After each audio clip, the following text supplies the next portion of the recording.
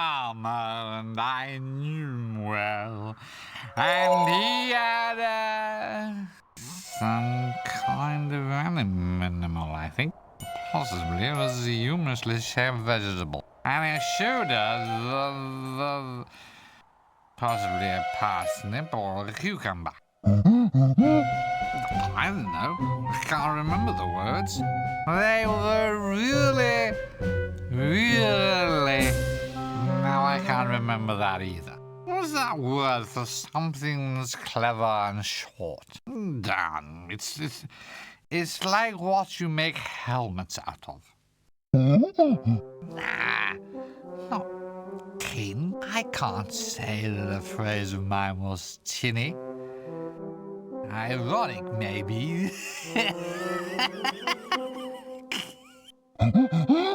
Yeah, pithy, that's the word. The song was really pithy. I don't know which song. What are you going on about songs for? Hey, what was that? Over there, in the donkey cart park. No, it was something. Let's go and see. No, it's not dangerous. It's the start of the game. They can't kill us off yet. Come on, trust me.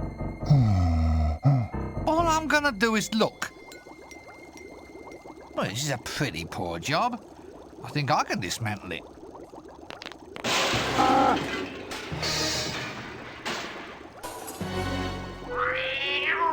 Nearly a catastrophe. Don't sweat it, pal. We've got 9 minutes and 7 seconds left. You know what we could do? We could drive this thing out of here.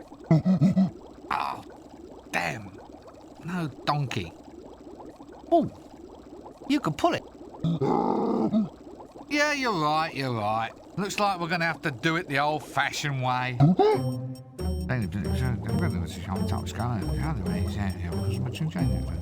Couldn't be simpler. I'm thinking we should turn the green flask. What do you think, maybe the red? Let's turn the green flask then. It's just a hunch. Remember the time in the high-energy facility when I turned the yellow flask and blew everything up? Right, so I'm turning the red flask then. What? Did I say green? Well, I meant red.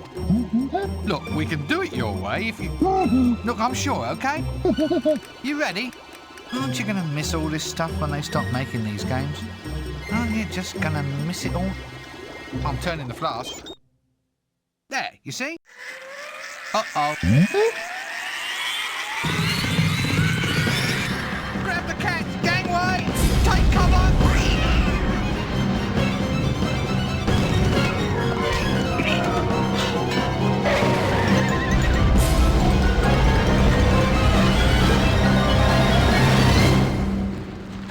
Oops. Well, the animation budget's increased at least.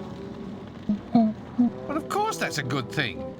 It means they haven't spent as much on plot, doesn't it? They've probably halved the number of insane object puzzles for a start. Sorry, I mean clever lateral thinking exercises, of course. Trust me, I've been through this sort of thing before.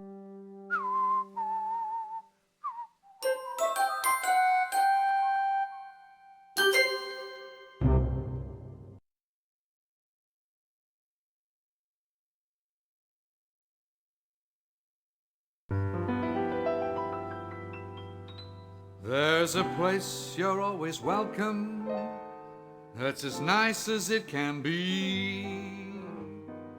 Everyone can get in, 'cause it's absolutely free. That's death. No need to take a breath, just lie around all day with not a single bill to pay. Hooray, that's death. No more sicknesses or flu. If you've lived beyond your means, you can die beyond them too. Boo-hoo. Well, the greatest and the finest have already died.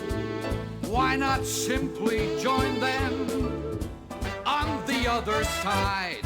That's death.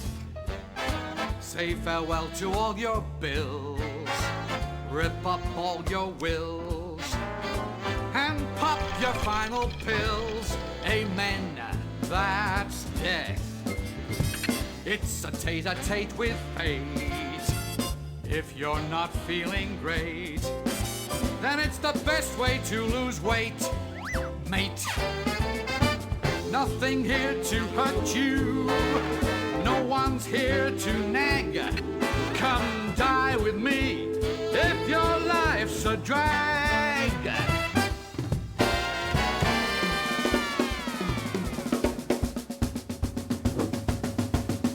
That's death. The wealthy and well-bred, all of them are here, and they're all completely dead. That's death. No more headaches, no more pain. Of the millions who died, no one came back to complain.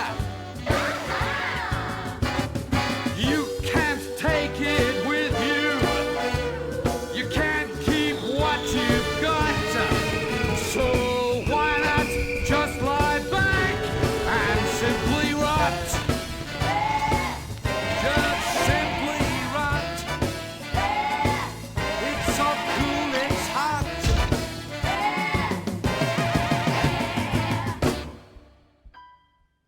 And that's death.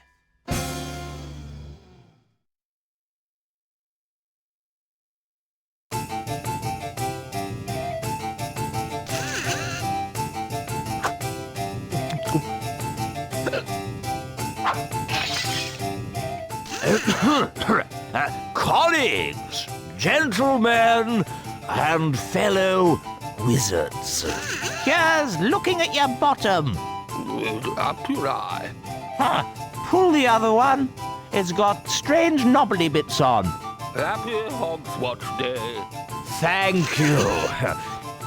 Colleagues, we are gathered here today for the final departure party of our dear, soon-to-be departed comrade, the wizard Windle Poons. Hooray! Good old Windle. Don't forget to ghost write. 3, 2, 1, 0.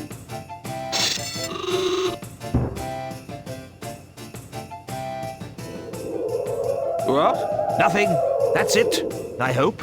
Right, everybody. Our funeral at 2:30, then drinks and ham rolls in the main hall at 3. Hiya! What's happening? Call this service, do you? I'm dead, I am. I demand to be taken away to a better life, as per contract. Oi, things were different in my day. You died properly, not like the deaths you get nowadays. He says he's not dead. I am dead, but I'm still bloody ambulatory. No, you're not. You're fooling no one but yourself, you know. Well, he looks dead. Smells dead, of course. He always did, though. And I suppose my word doesn't count for anything around here. I can't be dead if I'm still talking, now can I? Look, old chap, it's our considered professional view that you are an extinct wizard. Your opinion doesn't count because you're dead. Oh, yeah, good point. Well, I suppose I'll just sit here then, shall I? I suppose it takes a while. So, how is death, actually? See any, white lights, tunnels, girls with harps? Oh, yes, please. I'll take 2. No? If this is heaven, I wish I'd done wicked things when I was alive. What's happening to me? Well, it seems that your body's dead, but your soul's still in residence. Well, I'm not hanging about here for the rest of my afterlife. I've had a hard life, Arch Chancellor. I'm entitled to a bit of paradise. I've read about it. Young women and wine and whatnot. Look, your life's over. You're not supposed to moan about it. And definitely not supposed to contemplate any whatnot. Who's responsible for this? Where's death, then? This is outrageous. You can't have a soul hanging about a deceased body like that. Why not? It's unhygienic. Yeah, there's food laid out. We can't have him near the nibbles. The health inspectors will be on to us. Yes, good point. Now compose yourself, Windle. You can't decompose here. I shall have to ask you to move along. Oh, comes to something when a man can't even drop stone dead in peace. Eternal rest, is it? Well, I'm not to take this lying down. I'm off to find myself a nice shallow grave.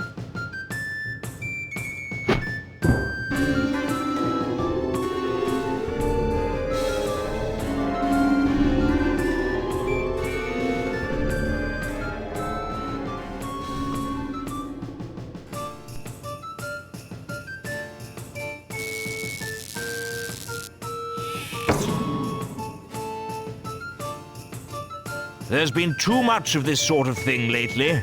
Rincewind? Rincewind!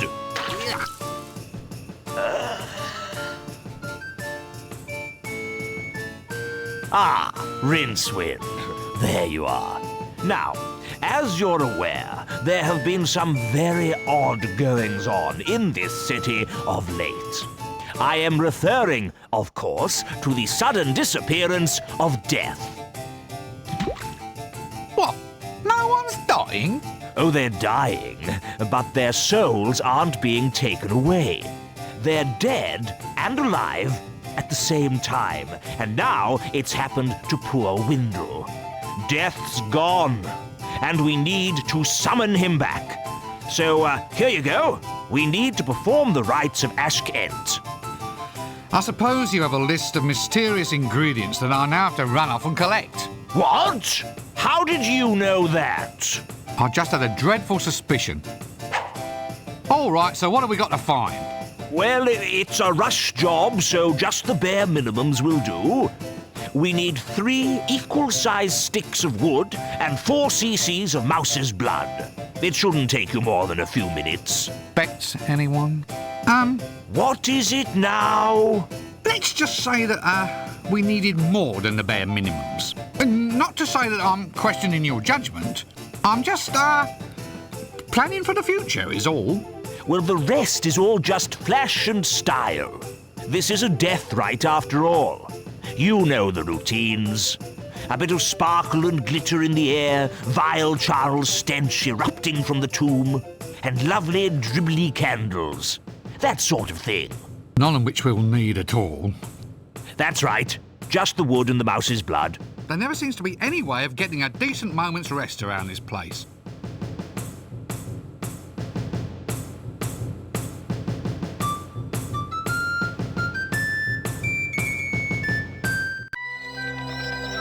Act 1. The Rite Stuff.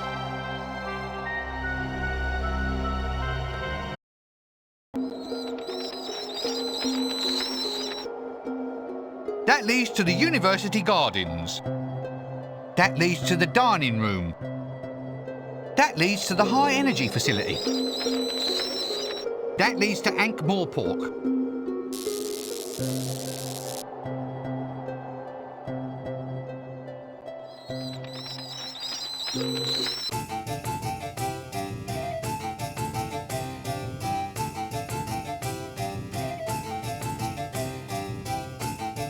Food. Well, I say food. It is vaguely organic and probably could be placed inside the mouth in times of emergency.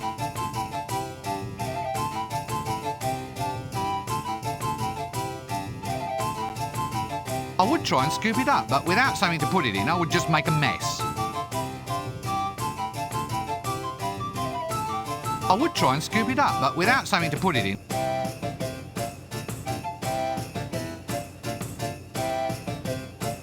The Arch-Chancellor, my imperious leader, who thinks shouting is the same as intelligence. Before they made him, they broke the mould. What a sight to stir confidence. Well, possibly not confidence, but it certainly stirs something.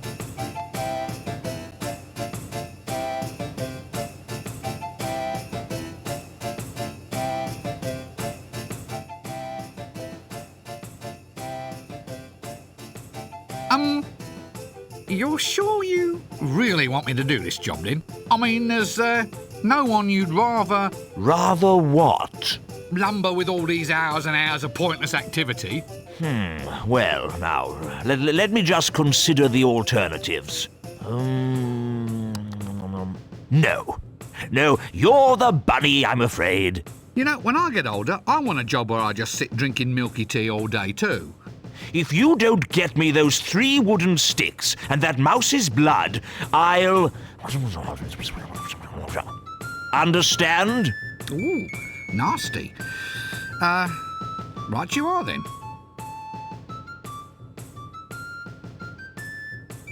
Are you sure there's no one else's life you'd like to ruin? At the moment, I'm content to merely ruin the life of Assistant Wizard Rincewind. I suppose if pushed, I could try ruining the life of Gardener's Assistant Rincewind, Assistant Street Sweeper Rincewind. Actually, I feel a certain yearning to really come down like a ton of rectangular building things upon a sewerage systems blockage removal technician, Rincewind. So, that was 3 sticks, mouse's blood, glitter, stench and candles. Right, back in a tick. Or maybe a jiffy.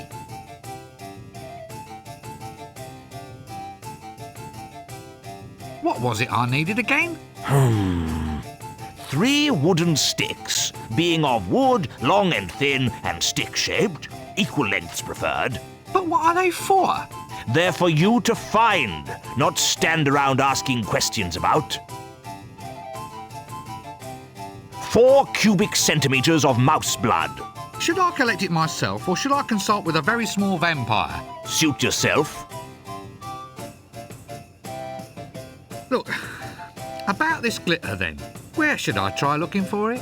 When you have a hat as pointy as mine, my boy, these sort of questions are far, far beneath you. That's what bumbling lackeys are for. And you, I may say, look pretty bumbly. It's obvious. To find glitter, go where glitter can be found. Seek the source, my boy. Pure glitter. That's what we want. Glitter with a capital GLR. Go to the main source. Right. Any other suggestions? Well, you could mug a passing pixie, but those little devils can give you a nasty bite. Fair enough. These dribbly candles, then. Yes? Got any ideas, then? Well, my boy, the best dribbly candles come with age. A careful process of mellowing, of oozing the wax into careful runnels over hours of devoted time. It's a highly skilled job, candle dribbling. Careful aging. Just the way we make the perfect Arch-Chancellor. Ah, and careful dribbling, too.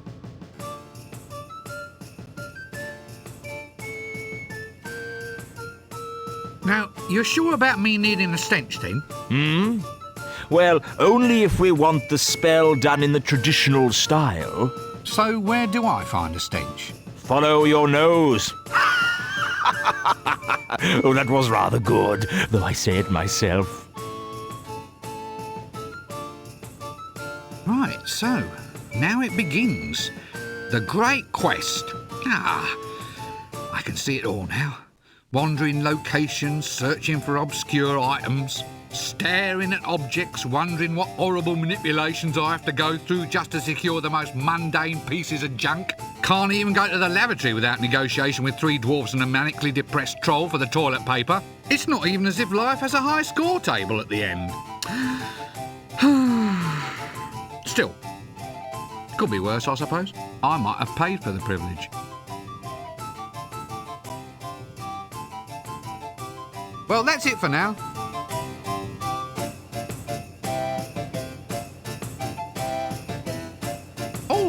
handsome little sea weevil, you. Oh, you handsome little sea weevil, you. What, shall I get inside it? No way! Nobody's ever interfered with the luggage and lived to tell about it. Let's just leave him alone.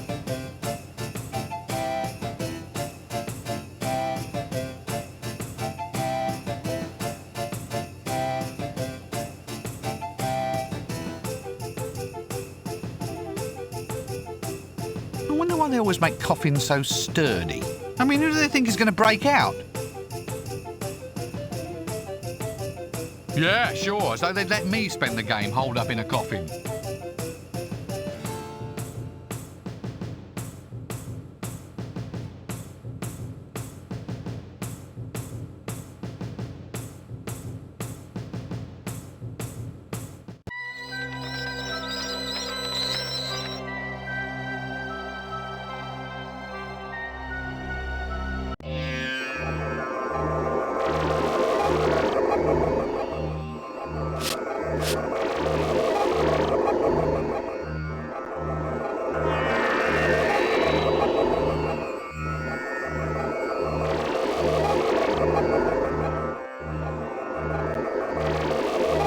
Ponda Stibbons. Profession, research wizard. Personality, maniac. Avoid at all costs. Students these days, I ask you. A foam accelerator, eh? It looks like a giant drink mixer to me. Thorn.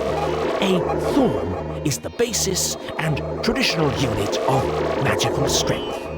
It has been universally established as the amount of magic needed to create one small white pigeon or 3 normal-sized billiard balls. In this very room, the thorn has been successfully demonstrated to be made up of resins, which literally translates to thingies, or reality fragments. Current research indicates that each resin is itself made up of a combination of at least 5 flavors, known as up, down, sideways, sex appeal, and peppermint.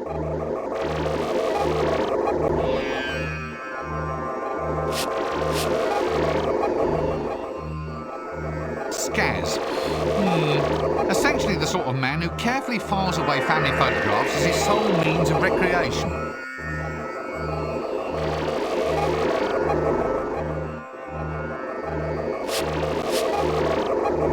Oh, it's, one of those things where air wheezes in and out. Like a political manifesto, only not as tiring. Bellows, that's the word.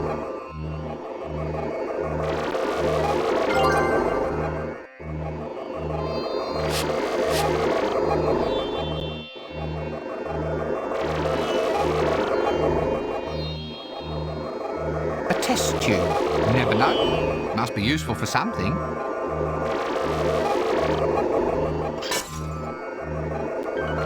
Hey man, you've like broken it now. All the ants have run away. You've like debugged it.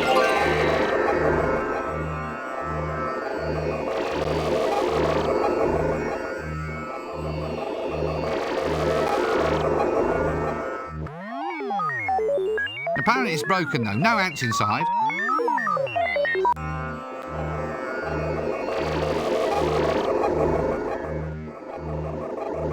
I like a nice magnet, don't you? I've always found magnets strangely attractive. Attractive, get it? Attract with the magnet. Well, there's little enough fun in this job. If you can't enjoy yourself, then you might as well just go home and lie down.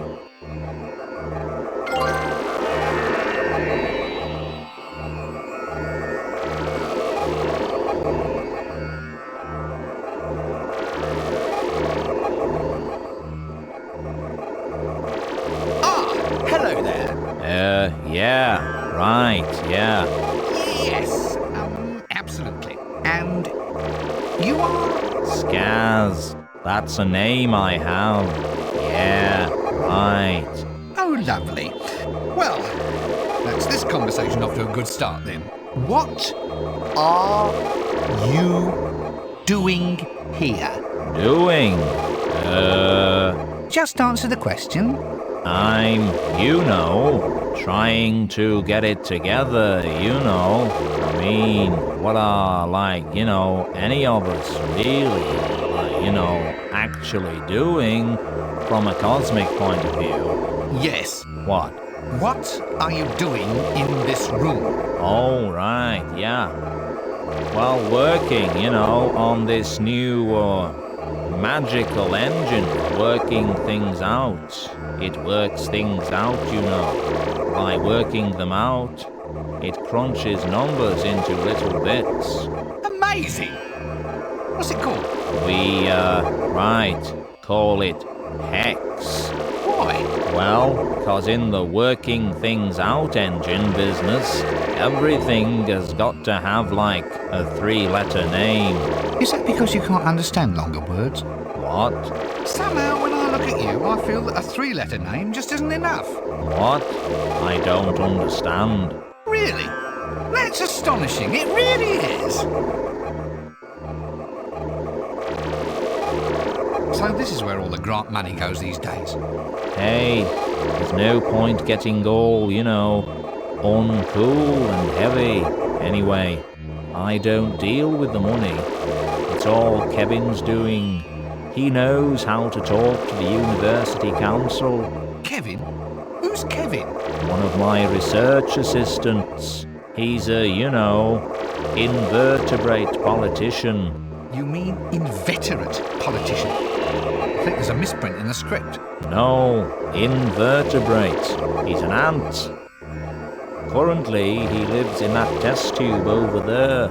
Now go, away, because I can't stand around here all day. It's too difficult. What are all these leggy little objects you have running around the place? Oh, those? Oh, they're ants. Ants? Yeah, ants. They got legs, sticking out bits on their heads. You get them in sandwiches at picnics, ants. That's what they're like, that's what they're called. I am perfectly aware of the existence of ants. What I want to know is why you have them running freely about the innards of a complex mathematical machine. Ah, there, in fact, is the essence of my, very cunning plan. You see, when we were designing Hex, we worked out that what with it all being so new and everything, we were bound to end with, a lot of bugs in the system, and that'd mean people would be complaining the whole, time.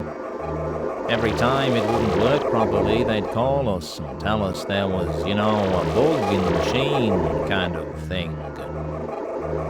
So why have you put an anthill inside? All right, well, the cunning bit is, we thought what we'd do is put all the bugs in right at the start, so there'd be no room for them later on. Smart, eh? Amazing, and somehow so prophetic. Right, but we don't call them bugs anymore. We call them creatures. Then, if a problem occurs, we can say, no, it's not a bug. It's just an undocumented creature, and the whole system relies on them now. They race about inside there, opening up little gates, closing them, opening them again, running about in little wheels, dragging bits of information from one storage bin into another. It's working really, well. I'm not so sure about that. How do the ants feel about it? They seem to like it. We found the machine works if you put living things in, see. We put in a mouse the other day, and it worked really fast when we put some RAM in, until they butted their way out. Do you ever, how shall I put this, lose any ants?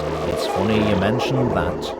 It was only yesterday when I lost 100 of my best. It was awful. The machine was totally debugged for a while.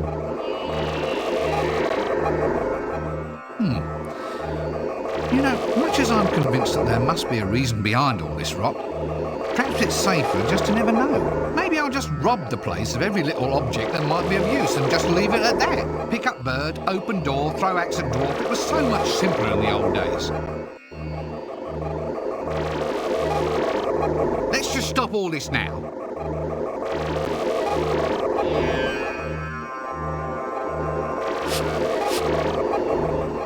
I'd better get the machine working first.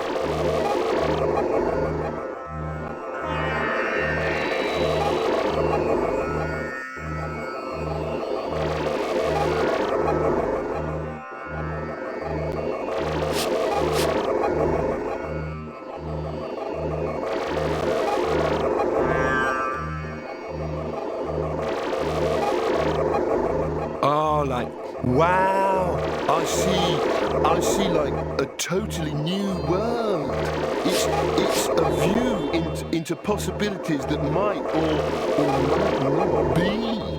Cosmic uncertainty, man. Kind of like you've got an animal inside this box, only it's a cat. The box is a cat. Yeah, but sometimes it's like dead. Oh man, you just have to climb in this thing for yourself and go for a ride. Oh, lovely. So you're a research fellow, are you? Free housing, a wage and medical benefits, and this is what we get for all our outlay? It's not such a good job. I'd leave it if it weren't for the perks.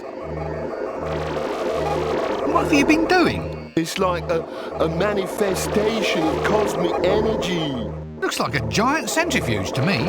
Yeah, but it's like spiritually purifying. It removes the extraneous elements of the soul. Really? So what did you lose? I lost, right, all the unneeded creamed corn and diced carrots that had burdened my psyche, like, for so long. It's incredible, right? I mean, I never even knew I had them in there. Fine. One wonders if the public knows that their valuable taxes are being spent on the creation of a giant merry-go-round. Still, there might be some sort of use come out of it. You could charge kids 10 groats a go and watch them spew candy floss all over the walls. At least it would give the ants something for lunch.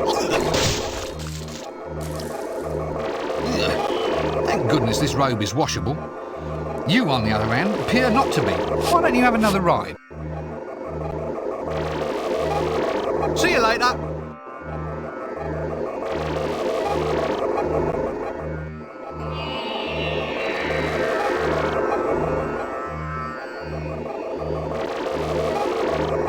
So, what have we here then? Thorns! Billions and billions and billions of thorns! Pardon me while I just edge closer to an appropriate escape route, will you? Please don't let me disturb your meditation on world domination. Oh, lovely. A giant drink mixing machine. Drink mixer? You call the greatest magical breakthrough of the age a drink mixer? Yes? Well, all right. Maybe it is a giant centrifuge now. But one day, the cow! We have the power! We're unencumbered by outmoded ideas, and it's quite untrue that Thormic research damages our brain! We are the young generation, and we have something to say! We'll spit the Thorm and usher in an age of cheap, clean power, a new, clear future! We've been getting nowhere fast, haven't we? There's no truth at all that splitting Thorms causes the brain to melt. No truth at all. Every day and in every way I'm getting better and better and better. They laughed at me and said I was mad, you know. Have a nice day. Have a nice day. Have a real nice night. No, day. Ha ha ha ha. You're a loony. Loony? Loony, eh? Well, we'll see about that. They called Mad Dog McAxeman a loony. Well, that could be because he used to dress up like a crayfish and go running up and down the high street. That wasn't him. It was another one. No, it wasn't. He was the idiot who accidentally ate his own feet, for heaven's sake. Yes.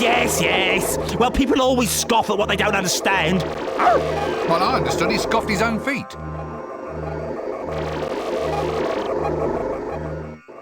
So, what is a thorn, actually? A thorn? You want to know exactly what a thorn might be? Good heavens, no! That's why I asked. Oh, yes. I can tell you all about thorns. Well? Aren't you going to say please? All right.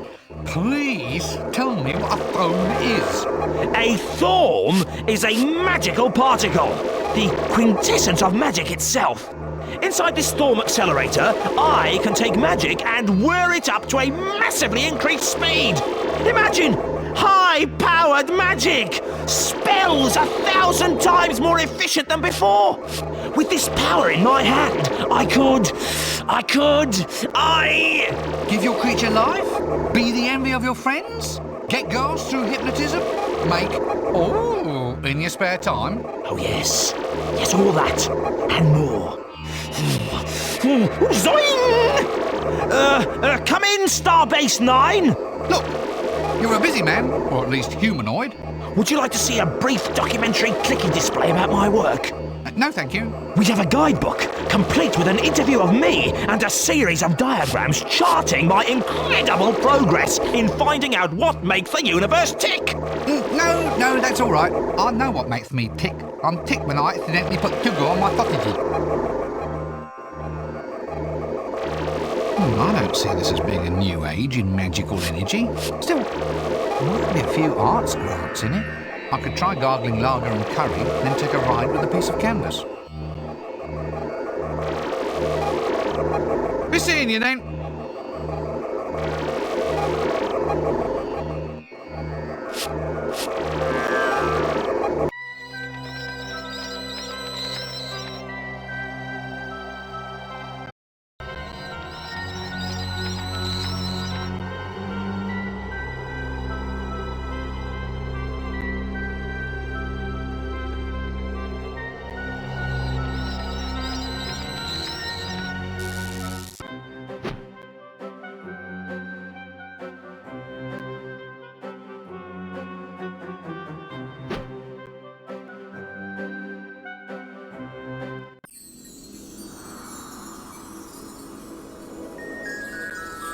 The only way to get it is to go out and find it. 4 cc's of mouse blood. Ugh. Glitter dust. Maybe I could shake down a few pixies. 1 smell. Vile. 3 sticks. Must be exactly the same length. Not just your ordinary candles. No, we need dribbly candles.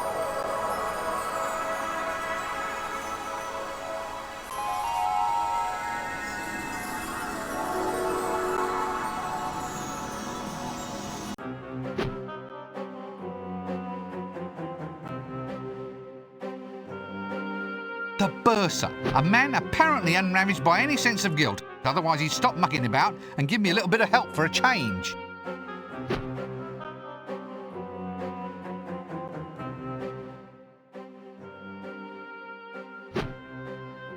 Hello there.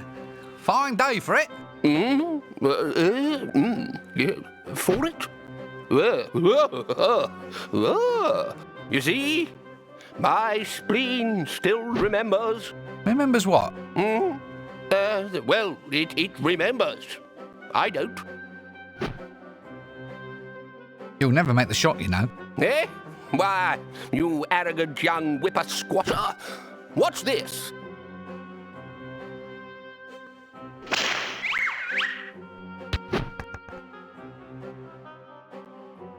There!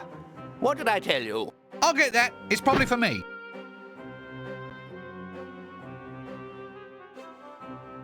Nice game. What? Bloody varnish industry. That's what's behind it. What? It's them. They drain all the sap out of them, you see. Tree vampires. That's what I call them. Look, Makes the wood too light. No stiffness to it. See these croquet mallets? Not heavy enough to make a decent clout. Find me another mallet, boy, and I'll show you how we did it in the old days. The simple charms of a quiet life. I could just stand here and watch it all day. The pure green grass, the gentle sun, the tedious old fools hitting balls with long sticky things. Yeah, you're right, really. Let's get out of here before we find ourselves joining in. Well, that's it for now.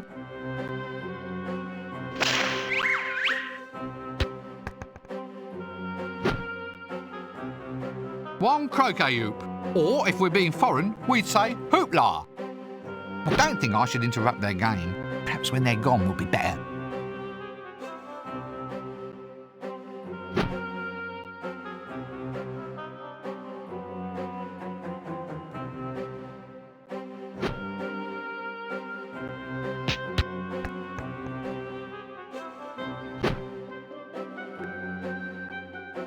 The Dean.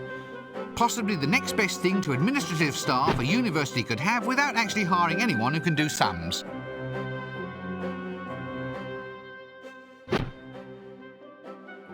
Hello. Shh. Sorry. Really sorry. Oh! So you'll all just have a nice game here then while I'll go off and work, eh? Right, don't mind me, I'll just be over here saving the entire universe then.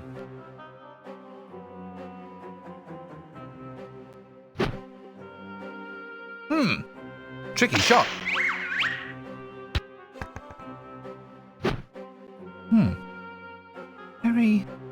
Very nice sticks on those croquet mallets. Go away! We're trying to play a relaxing game. Fine, fine, don't let me disturb you. I'll just be over here saving us all from certain doom. Let's just stop all this now.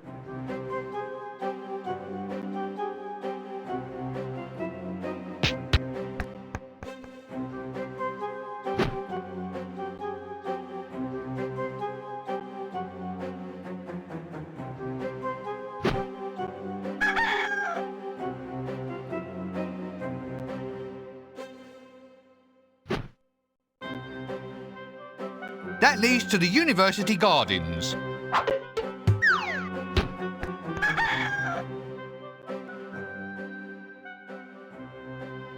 Well, that threw a monkey wrench into the works. No, it's just a turn of phrase. I swear it just slipped out. I in no way intended to pass any sort of derogatory remark about your chosen form. Not here, nor ever. I personally find that having an arboreal primate as a companion has been an enriching, nay, invigorating experience. Well, that settled him down. I do wish he'd just let it rest. I don't see it matters if people accidentally say monkey. So, at least you chaps are having a good day of it. Balmy afternoon, breezes blowing, sun shining. I suppose that makes it monkey shine then. Well, he's the one who said it first. So, seen any good sticks around here at all? Oh, well, I'll just go off and keep looking then. You know, the sooner I get Death up and on his feet again, the sooner I might open up some more avenues for promotion around here. Well, that's it for now.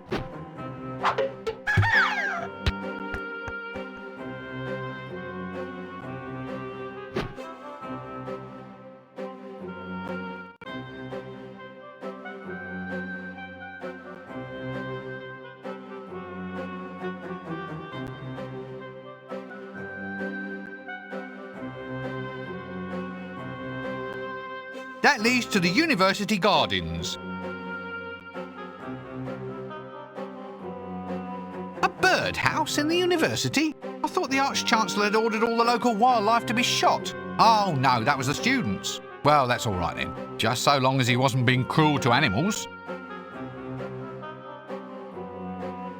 An imp. Small, offensive, and more than just a little bit suspect, I think. But I must admit, his little metal boots are rather neat.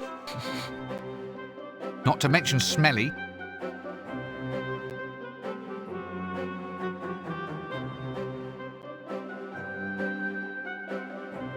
So this is the university compost heap. Everyone always goes on about recycling as though it's such a thrill. It's a load of rot. I mean, think about it. You're encouraging the breeding of a vast mound of bacteria in your own home. Surely the one in your sock drawer is good enough for you. No way am I touching that.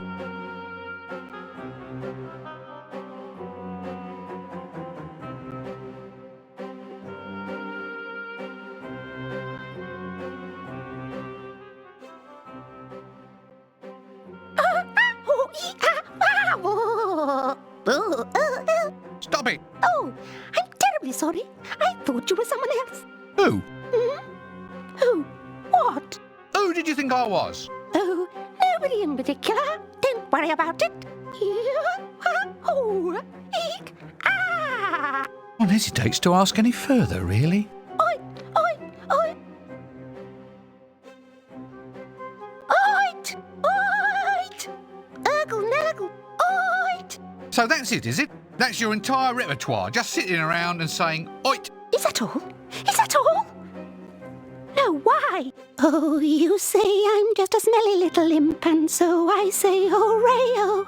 You say that I'm a silly little gimp, and I say go away-oh. 'Cause I'm smelly over here, I'm smelly over there. I'm smelly, smelly, smelly everywhere. I fill the bathtub plug with hair, and then I sing all day-oh. Oh, you say I'm just a silly jelly blimp, and I say it's okay-oh. You say a piece of string is limp, and I say the word potato. Limp, limp, limp here, limp, limp, limp there. And potato peelings everywhere. How long's it take to skin a bear? And I say, all day, oh, oit! Quite. Look, who are you? Oi, oi, Stench the imp. Stench the imp? No, Stench, not Stench. I wouldn't make any friends if I was called Stench, now would I? I mean, I do have a stench. All part of the job, you understand. But Stench is not, in fact, my actual name. I see. And so you, in fact, might have the worst stench in the kingdom. Ah, second worst, I'm afraid. The worst belongs to foul old Ron. Well, that's probably what did it, actually. Drove me mad and all. The disappointment, the yearning, looking towards a goal one could never really achieve. That sort of thing. Mad? Oh, yes. Lip-strumming, hooting, mad, I'm afraid. Oi, oi, ew. Who's a pretty cuttlefish? Oh. Why do people lapse into insanity when they talk to me? You've got a sympathetic face, mister. Oh. These boots are yours, then? Hmm? They're the home of your stench. Aha! They are the perfect home for any stench. They are, in fact, the ideal dream home for really strong smells. I aim to go and attract some really astounding stinks to myself later on, right after a good, hard, manic fit. Hang on, hang on, hang on! Here it comes now. Oit! Oit! Nope. Didn't happen. Sorry. An imp with curious steel-soled boots. That looks curious. Look, I hope you're writing this down. I mean, what do you want me to do? Shout, hint? See you later.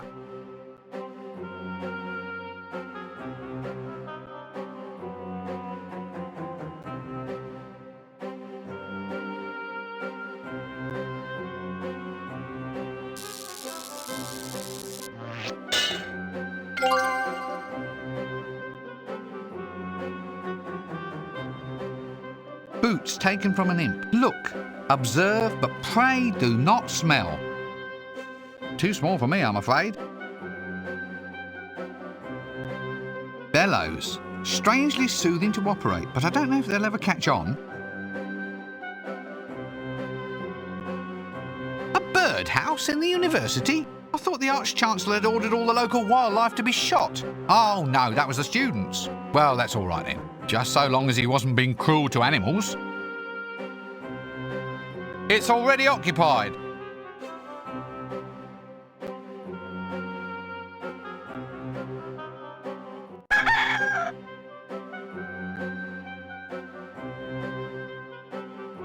A maze? Oh, please, let's not add this to our list of woes. Let's just stay out here where everything's nice and calm. A rooster. It's one of the few organic life forms on campus that is almost definitely not an ex-faculty member.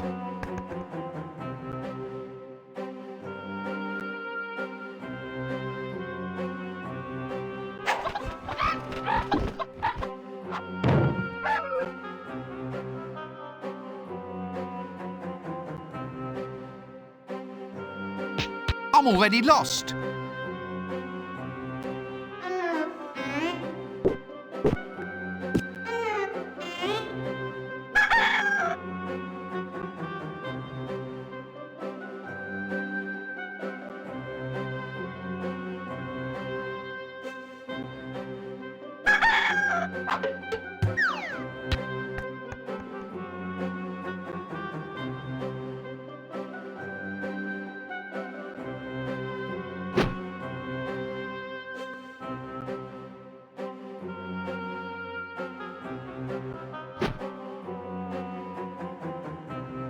There just had to be a knob at the end of the course. I can't reach it. I have no desire to anyway.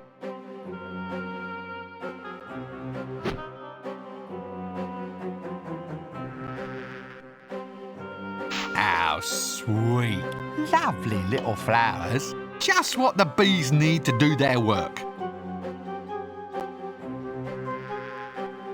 Call me surly, but I just don't feel like picking flowers.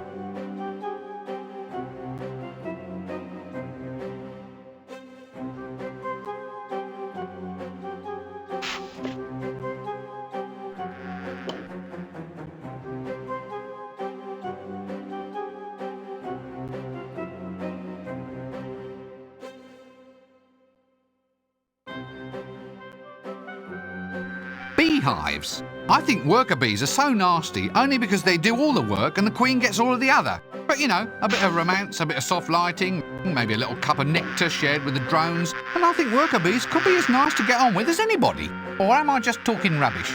All right, it was only a thought. I'll get back to the game then if you're so keen to always be practical. I don't know, you try to add a little bit of philosophical depth and do you get any thanks? I think not.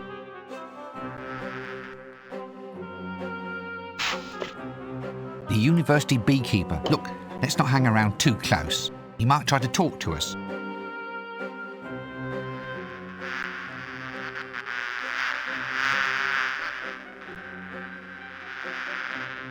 Keep off of them bees there, sir.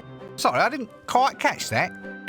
I said, do please keep away from the bees. They're very dangerous. You need the right equipment, see? A veil, smoke, that kind of thing. Oh, come on, they're not that dangerous, are they? Oh, yes. Yes, indeed. Last fellow here who tried to mess with that hive ended up stung, bewitched, and turned into the helpless love slave of the bee queen. Really? As the gods judge me, sir, he was off there collecting pollen day and night just for the privilege of seeing her mandibles crease up in a smile, sir. Awful. Awful the degradation he got put through, sir. Oh, God, it must have been horrible. Yes, sir. The pollen made me sneeze something awful. I think at this point I should buzz off.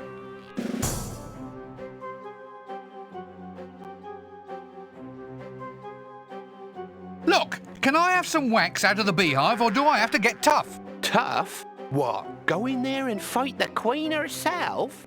No, I mean get tough with you.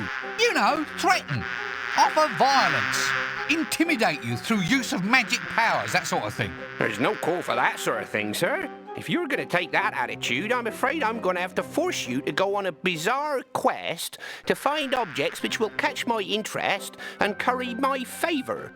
Oh, that would be a novelty. You've no one but yourself to blame, sir. Off you go. The days are wasting. So you really like bees a lot then? Oh, yeah, they're wonderful little things, sir. Such rich and varied lives. Zooming into the hive and zooming out again. And poetry. Pure poetry in motion. No one pays them enough attention, sir, that's what I think. If only someone would give the little darlings the recognition they deserve. Quite. I mean, it's all ants these days, sir. Ants this and ants that and ants can carry 100 times their own body weight. Yes, now, look. Aye, man, it's nothing a bee can't cap, sir. Look at your basic regurgitation process, or the fascinating little dances bees perform. Point. I see a flower filled with nectar. Point. Watch out for the spider's web over in that tree. Point. The clover's coming into bloom. Where's he gone then? I was just getting into the really interesting bit.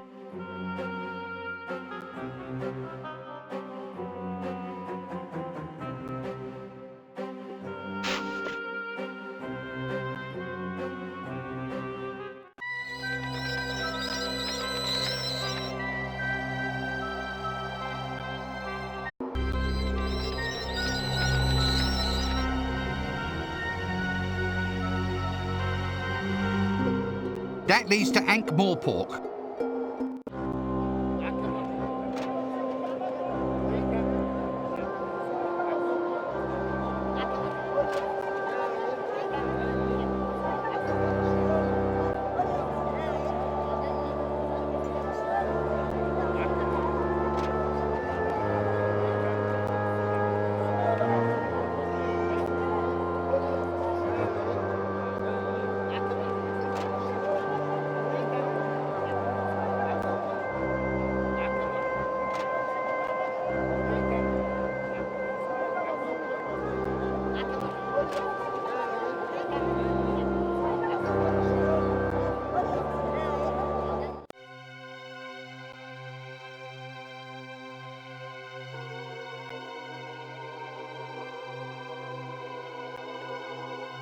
A suffragesta.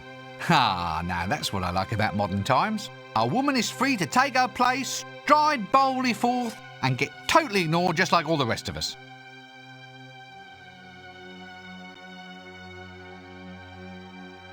We shall overcome.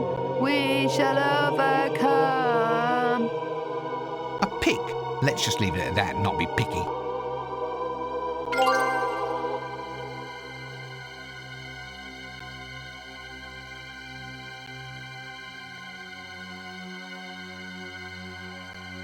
What's this one say? Only sleeping? He's fooling no one but himself.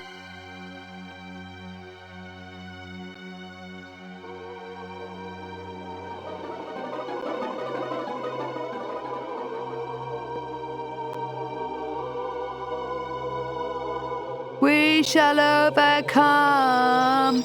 We shall overcome. Overcome what? What was that, fascist? I'm asking just what it is that you want to overcome. Who tied you up like this? I've tied myself here, yeah, me, pig. Now try and repress me out of that. You tied yourself up? It's an act demonstrating freedom, see? Well, it demonstrates my freedom to tie myself to anything I want to, whenever I want to. That's one of your basic human rights, right? And I'll fight to keep a hold of it. You mean you want to fight for the right to lose your freedom? Right on. Don't you want to know what I'm protesting about? I was half hoping to avoid it, but do go on. I'm protesting for the right to have female members of the Fools and Jesters Guild, and I will not be moved. Why are you protesting about it over here in the cemetery? Why don't you go and do it outside the Jesters Guild? They never have anything worth tying yourself to over at that end of town. I like this, though. Quite a nice little steak, if you don't mind my saying so. Not an absolute prime choice, mind, but getting there. Then by all means be my guest. Excuse me, I think it's probably time for me to take my medicine.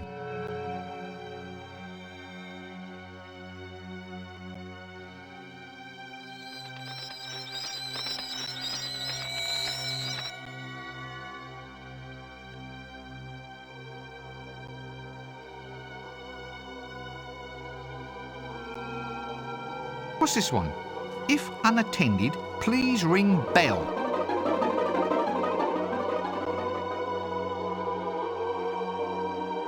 We shall overcome. A crypt? Ooh, We I can think of lots of good reasons to avoid going in there. So let's not creep into the crypt, eh?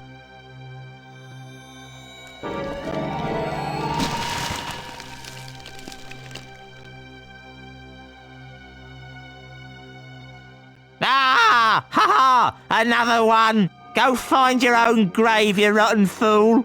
Windle? Windle? Gad, that's my private name. Ah, you still remember, lad? Oh, great days they were, great days. Life? You don't know what life is until you're dead. It was great, all that breathing and walking around in the fresh air. Oh, I tell you, if I had my time all over again, I wouldn't reincarnate. So, how are you adjusting then? Oh, I'll never get used to this grave, I'll tell you. The walls are so thin. All you can do here is lie around and listen to what the neighbours say. So, what's it like? Being dead, I mean. Oh, I've had enough of it. The hours are too long for a start. Here, keep the wretched dead and alive hole. Wait, what am I supposed to do with a grave? Use it as a small swimming pool, I can't swim. I never said you had to fill it with water, did I? Yoicks and away! Right. Well, it looks like I have a real mission then. I either restore death to his rightful place, or else we'll be up to our armpits in gaunt, dark-eyed young gothic girls dressed in black, all pretending that they can quote romantic poetry. Actually, that doesn't sound bad at all. Nah. Onward!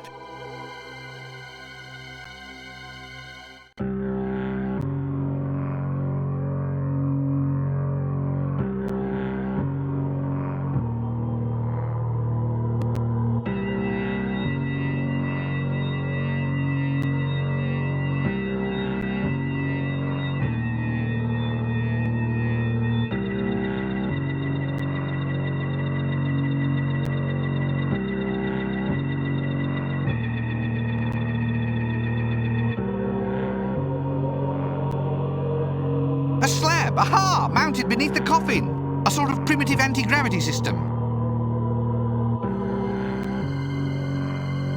Oh, another coffin. You know, I think I'm really getting the hang of this object identification thing.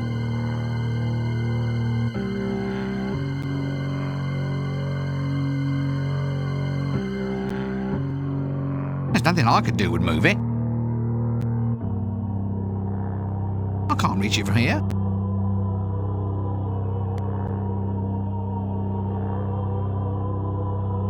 There's nothing I could do would move it. There's nothing I could do.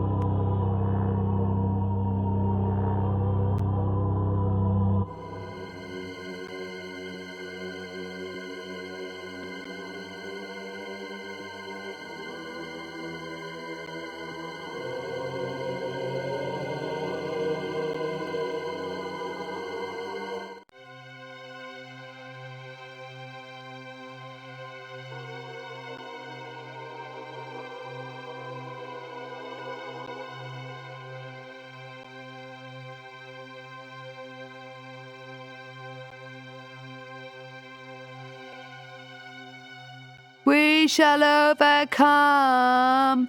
We shall overcome. Overcome what? I'm asking just what it is that you want. Who tied you up like?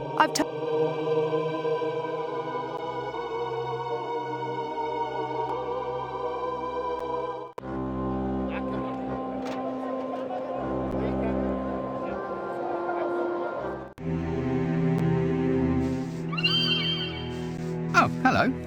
And what in the world are you?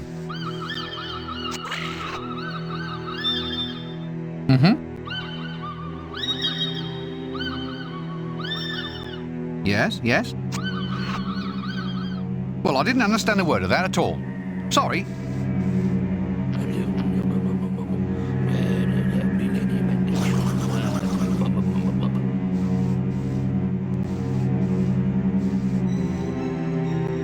Well, the one saving grace is that the loss of the poor fellow's cranium probably didn't interfere with his thinking.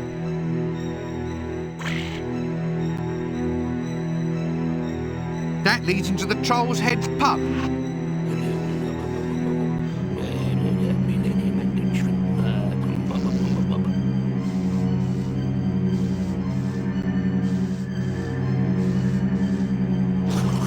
A vile smell? An ambulatory vile smell? Yes, well, that's brought some life into my day.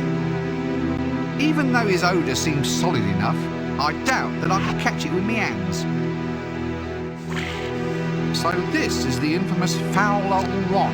You know, there are some personalities so stunningly horrid, so utterly breathtakingly awful, that they actually transcend the mere physical frame of their owners and stand out as an icon, a banner of meaning with a life all of their own. Then again, there's also hundreds of grubby old street people like this bloke who just make me want to scratch. Oh, bugger it. Oh, bugger 'em. Millennium hand and shrimp. The buns, all over. You young spiders. I told them, put that in your trumpet. Millennium hand and shrimp. Blow that for a game of trousers. Was there something you wanted? Look, Talking. I'm good at that. Most of the time I talks to myself, because it's nice to hear an intelligent person speak. Millennium hand and shrimp.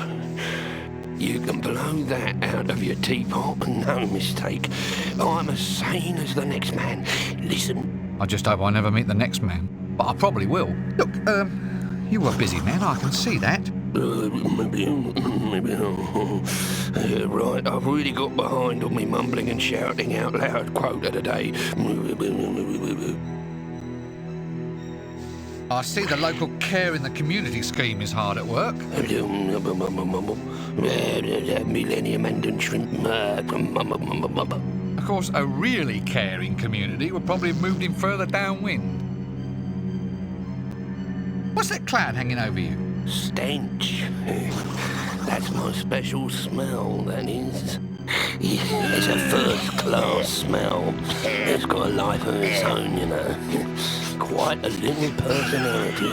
You're saying that your smell is so powerful it actually can be seen? Yeah, it likes the boots, you know. Nothing it likes better than to settle down with a good old boot. Now, if you'll excuse me, I've got to continue with my job as resident crazy man in this marvellous street theatre that is Ankh-Morpork. Those are boots you're cooking, aren't they? Prime boots with stench attached. They smell like shoes, you know. Gotta have lots of boots to maintain a real fine stink, you know. Get off. There's plenty for everyone.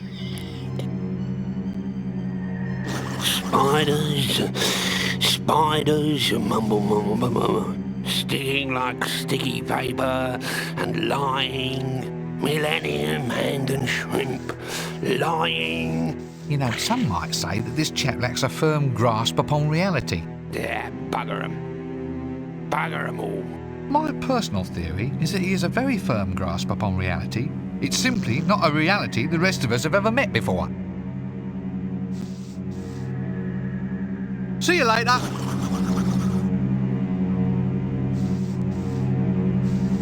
Too small for me, I'm afraid.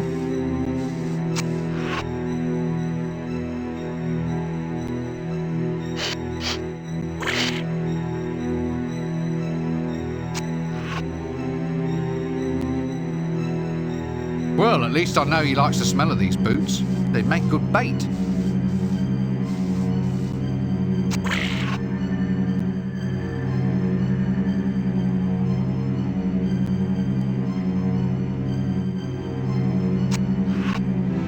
That doesn't need any air added.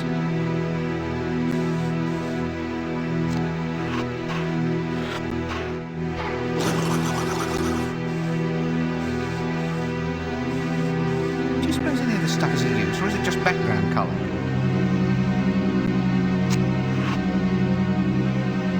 That leads to gimlets. An old clay pot. I wonder what that was used for.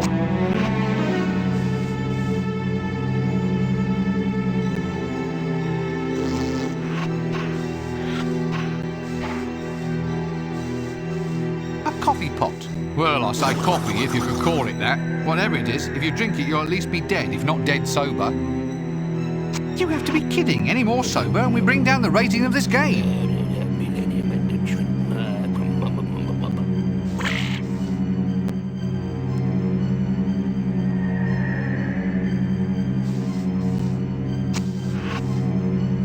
drunk before I put it in there.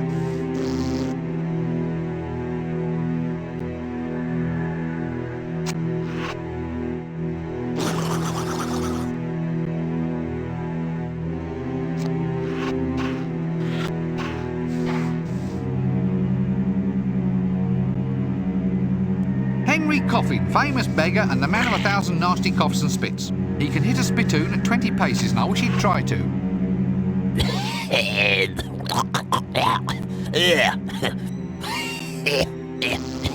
Here, spare a groat for a...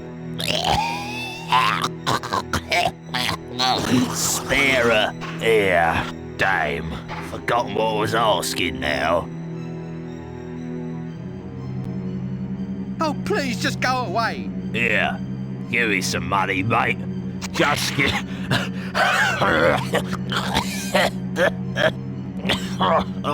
Sorry, sir. I didn't... I didn't realise you were so close.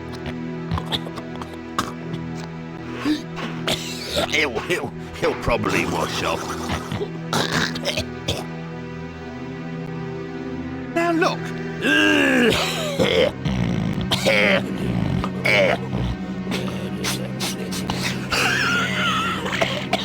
Oh, God.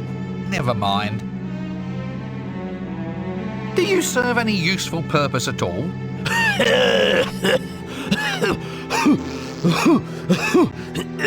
Yes, mate.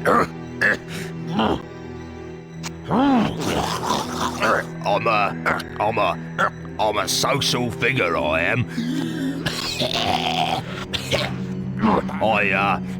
I get non-invited to all the best functions in the city. I do. What do you mean, non-invited? Oh, you know, they sends me the address and they pays me money not to turn up. I can't understand why myself. Oh, I'm sorry about that, go. Oh, no, don't rub it off. It only works it deeper into the cloth.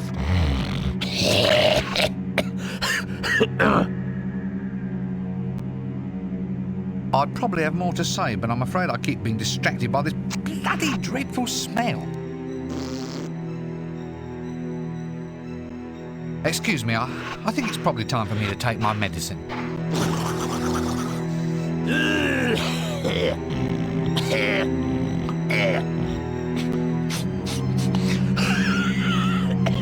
Spare a gold piece, sir.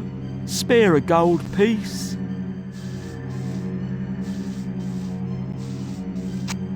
A whole gold piece? Most people don't earn that in a month. Well, the streets are swarming with beggars, sir. So I just thought I'd establish myself in a different niche market.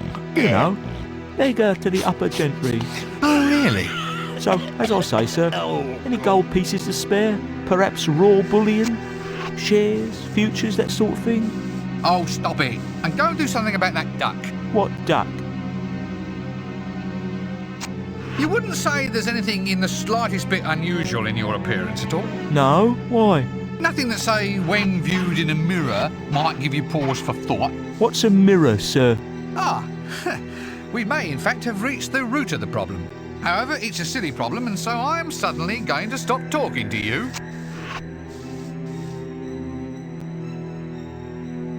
What's in the pot? Coffee Olay. Olay? No, Olay.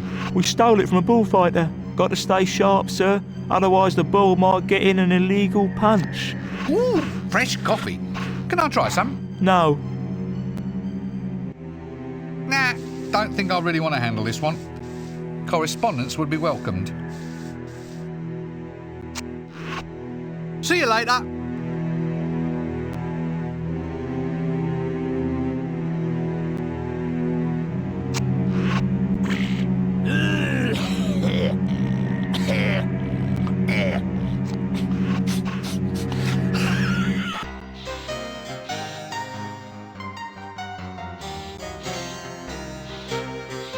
Barkeeper, I'll have a pint of Winkle's Extra Flatulent, my good man.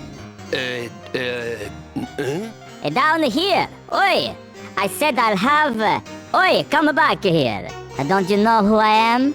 I am Casenund, the second greatest lover who ever lived, and the ladder salesman extraordinaire. Come back!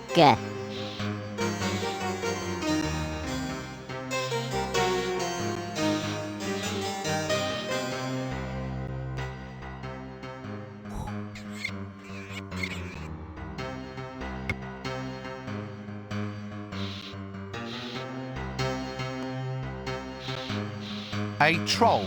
Entirely made from rock, but probably not as smart.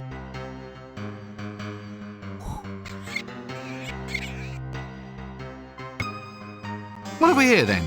Winkle's Old Peculiar? Bear Hugger's Extremely Odd? If that's gin over there, why does the cork keep trying to unscrew itself? Yup, it's become a sort of standard. Find a strange bar, you'll almost certainly find some matches in it somewhere.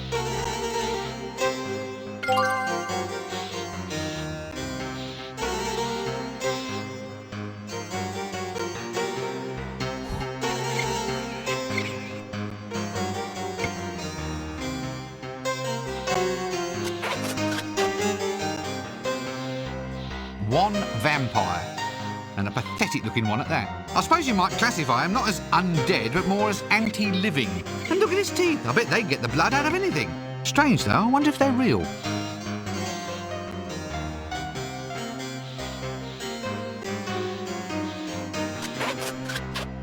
Oh, blood, blood, blood.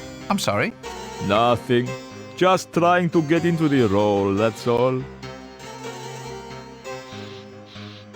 So, you're a vampire then? Indeed. Child of darkness, hell brethren, that sort of thing. Well, it's a job. Someone's got to do it. So what do you do? I mean, I've often wondered just how a vampire spends its time. Well, I am the knight, you see. No, not really. Well, that is just my point. How is anybody supposed to be the knight? It's not much of a job description now, is it? It's not as if you're even asked. Just one night you're walking home and woof, you're a vampire. Is it that bad though? I mean, think of all the advantages. What advantages? You tell me. Ooh, lower food bills, low-cost housing. Black goes with everything, of course. Yeah, but it's this whole night thing that gets me. I never stayed out beyond 8 p.m. in the old days, and now look at me. It's like the black hole of Jelly Baby out there. I keep falling over. Being undead doesn't mean I've got eyes like a cat, you know. I mean, I wish I had, but I haven't. So if I want to do any really good stalking, I have to carry a lantern, which pretty much defeats the whole business. I look silly. Well, is there some way other than just stalking? Well, I tried advertising. Wanted. Victims to be drained of their lifeblood by a hungry vampire. Yeah, you'd be astonished at how little response there was. Quite. And when I thought about it, the whole business seemed wrong. So I decided to give the whole blood thing a miss and start sucking something else. So I started on strawberry jam. Did it work? Well, it tastes better, but now look what's happened. See? I rotted my teeth. Who ever heard of a vampire with false teeth? I'd sympathise with you more if I didn't have this awful foreboding that I'm going to have to use you later on as part of some overcomplicated little scheme. You're not a vampire? I am! Look! I've got the cloak!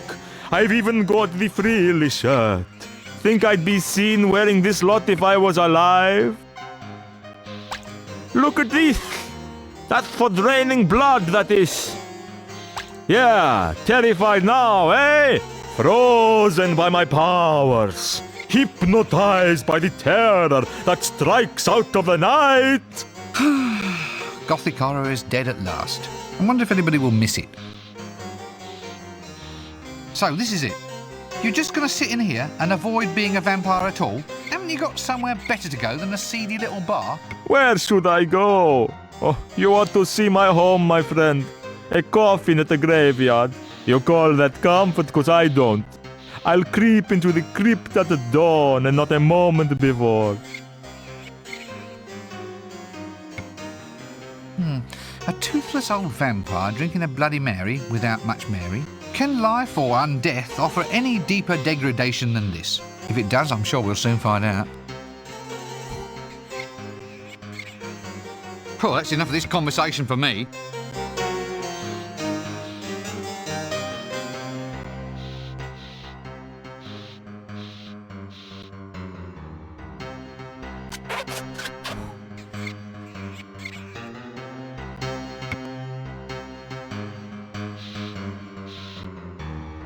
Casanunda, the world's second greatest lover.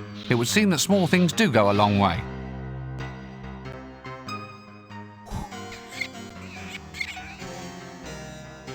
And you are? I am Casanunda, ladder salesman and lover extraordinaire.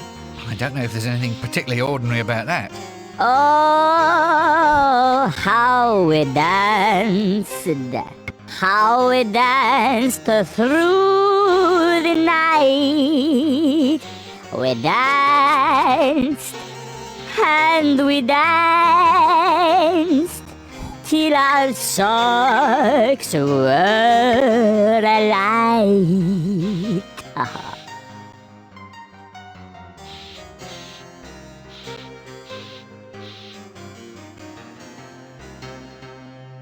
So, what does the world's second greatest lover do with his time?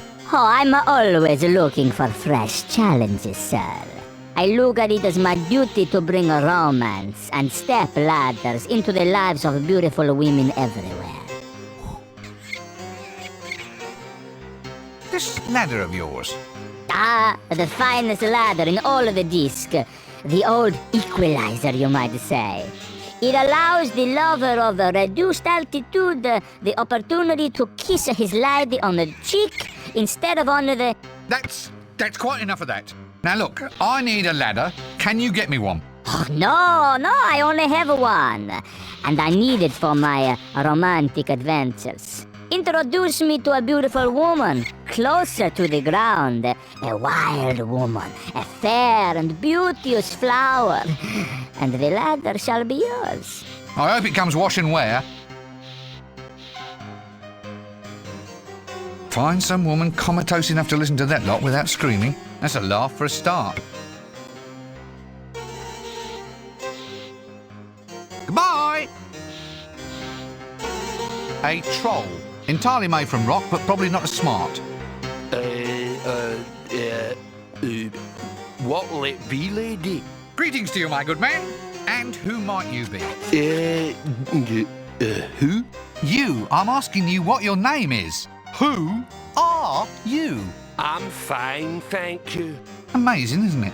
In any other city, you'd be mayor by now. Just tell me what alcohol you have to drink. And by that, I mean something which neither eats through the glass bottle, serves as host to a colony of sentient protozoa, or ends me up in any obscure, farcical little problems with chaos theory and butterflies. That's all we've got. Protozoa. They're only little protozoa. Ciliate or non-ciliate? I think they're mostly rotifers. Brilliant. He can't tie his shoes, but he can classify microorganisms. There's one for the education system. All right, give me one very alcoholic drink, complete with sentient rotifers. You want I should make it look pretty with a couple of little amoebas on a steak? All right, whatever. And they say the art of cocktail mixing is long dead.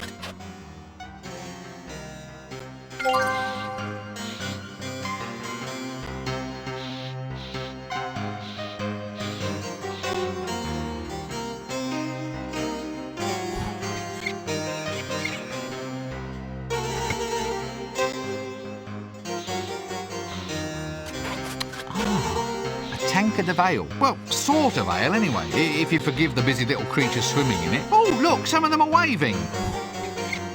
No, I refuse to drink any alcohol in this game. Getting through the introduction was bad enough.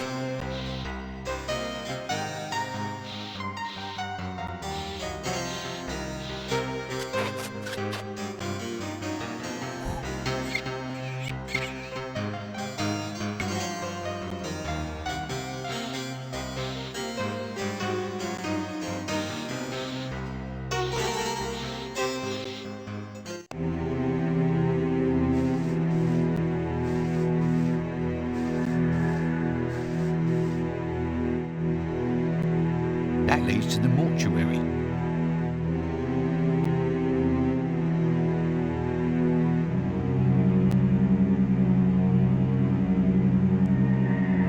So this is the dead collector, huh? When I was a lad, I just used to collect butterflies. I suppose it's just a matter of scaling up.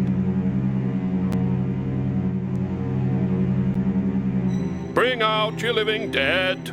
Bring out your living dead. Dead collected, corpses transported. Guaranteed disposal to far-off climes. The dear departed stay departed. They like it so much they never come back. Highly recommended service. Well, obviously the transportees themselves won't recommend us, but complaints are never ever received either. Bring out your living dead. Dead, sir? Dead? Of course I'm not dead. Do I look dead? Oh, hard to tell sometimes these days, sir. It's just that if you're dead, then you're stuck in trade. Our post-mortem travel service offers dozens of very exciting internment locations. Look, I am not dead. Look, you seem a little bit peaky. Why don't you just hop on the old cart for a minute, and if you pop off, then it saves us all a lot of trouble. If it's all the same to you, I think I'll avoid resting my backside on a pile of carrion. Suit yourself, sir. I'm sure they don't mind. Foreign climes? For a corpse? Well, corpses have needs too, sir. It's not all just fun and games being dead. There's a sudden stiffness in the joints, continual growth of hair and fingernails, not to mention noisy poltergeists and neighbours who dislike being gnawed. Ignored? No, gnawed. You know, maggots and such like. Pshaw. Should hear the way some of them go on about it. I mean, it's not like there's anything I can do about it. Still, I thought the offer of a few exotic locations for internment might soften the blow, as it were, sir.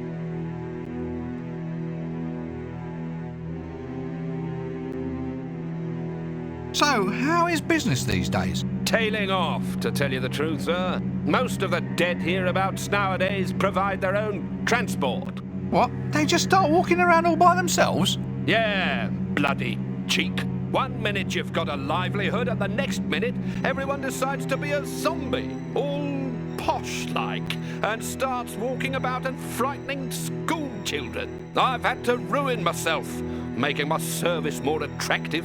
Attractive? How? Well, used to be we'd just take the stiffs and chuck them into the plague pit outside of the town. No, beautiful ceremony it was. Very touching, watching them slide down and go thump at the bottom of the hole. Real poignant, like. Now, though, you have to make it seem more attractive than wandering the streets as one of the walking dead.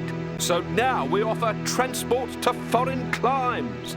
You know, sun, beaches, relaxation, that sort of thing.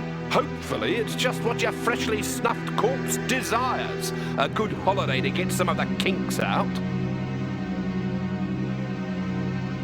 Posthumous travel services. I wonder if he gets many return customers.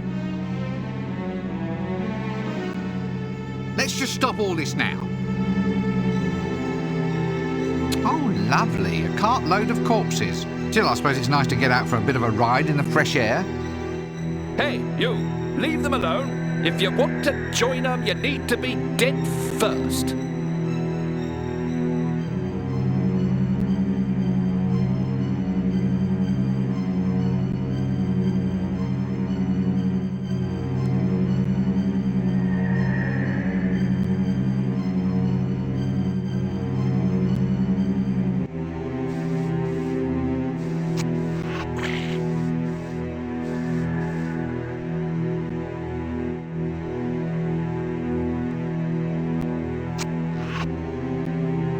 An old clay pot.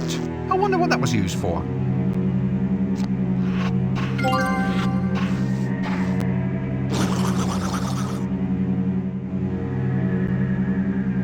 A handmade clay pot, currently empty, with a maker's mark lovingly inscribed in teeth marks along the rim.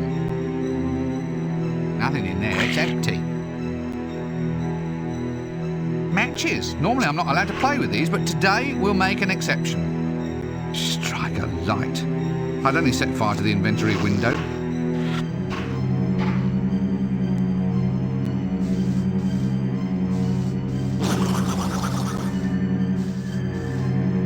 can't put that in the pot.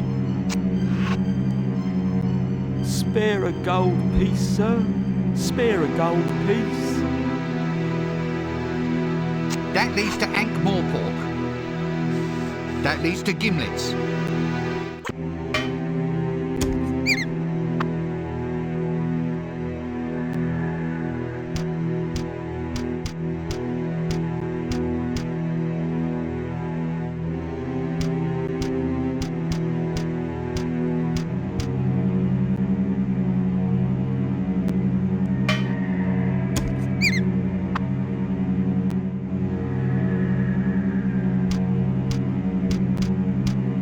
I wonder if this is that Cafe Olay everyone keeps going on about. Here, if you want to go hoisting this thing up, then you come in here and try it yourself.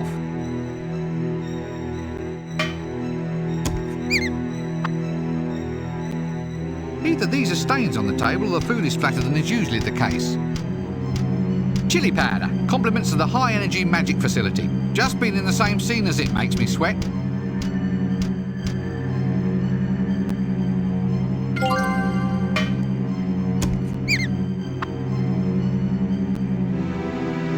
Chili powder. I'd taste test this stuff, but the animation budget won't stretch to a proper demonstration of the results, so you're just going to have to take it on faith for this one, okay?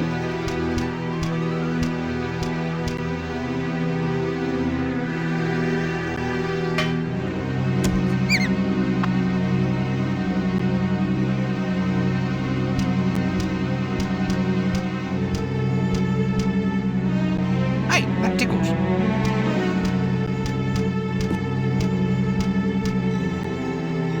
Aha, a menu. I wonder what they serve here. Let's see what we have here. Rodent in a bun, rodent in a bag, live rodent on brochette, and stunned rodent cordon bleu prepared in a white wine sauce with shallots, truffles and small potatoes. Oh, damn, they only serve that one on alternate Tuesdays.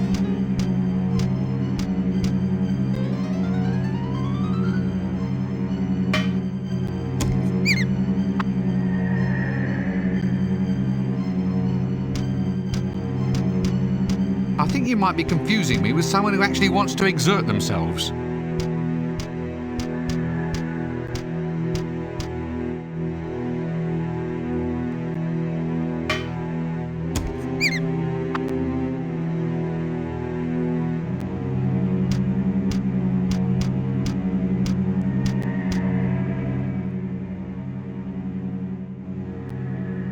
Hey there, sir. Hey there. What can I cook for you? We got the meals for one and all, a fixed price menu, and everything come with a pickle. What's on the menu? Oh, mice, sir. Mostly mice. Ethnic dwarf cuisine, sir. I got 'em baked, I got 'em glazed, I even got 'em on a stick. Mice? You mean you're dishing out rodents? Not just any old mice, sir. Big, fat ones. Prime squeakers, sir. Good pink noses, no finer in Ankh-More pork. What makes you say that? Operation of the jaw. Tongue and vocal cords, sir. And then the words just fly out. Oh, sorry, you meant the food. Very select rodents, sir. And hygienically prepared, sir. Rodents hygienically prepared? How? I always wash my hands after touching them, sir. Fair enough. Can't say fairer than that. A rodent bar? How lovely. Prime eaten, sir. Vol au vents and ratatouille. Fresh caught at the table, sir. And do you cook them? Cook? And ruin the flavor? This may sound a daft question, but don't you have anything that isn't rodents? We do have rocks. Rocks? Yeah, granite, quartz, some prime cuts of obsidian, fresh today from the quarry for my troll customers. Even some candy rock for afters. I know it's not mice, but, well, he seemed wise to spread my clientele, sir. Go for the troll dollar, that sort of thing. Trolling for more customers? That's the one. Candy rock, that's right, sir. It's like a toffee for trolls. Well, very chewy toffee for trolls. It might have a bit too much mica in it. The only problem is that it can make the teeth fall out. Bad for them, you see, sir. But I tell a lie, because we're out of it at the moment. Someone ate all the wheels off the delivery vehicle. Happens about once a week, that does. Must be a la carte menu. Raw Pure mice au naturel. Why is it I have such a sense of foreboding and dread? Let's just stop all this now.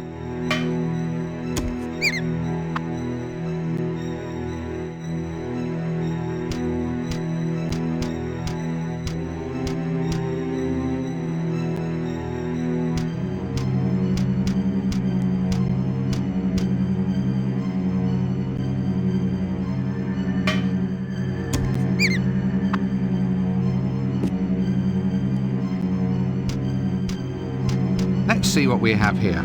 Rodent in a bun, rodent in a bag.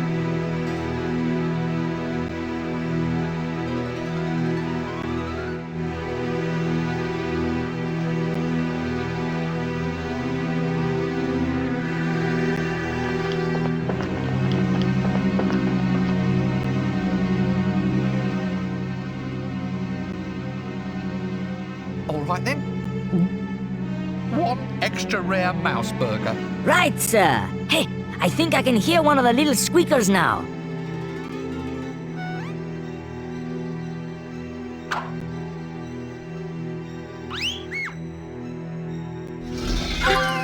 There you are, sir. Extra rare.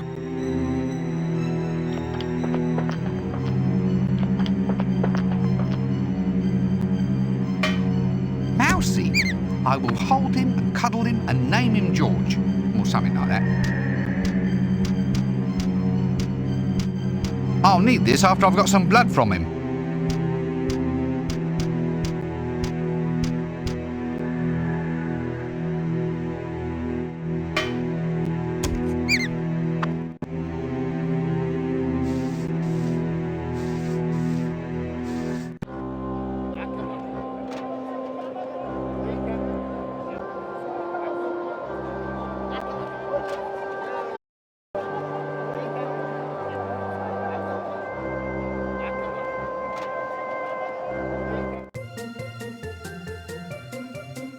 Popcorn!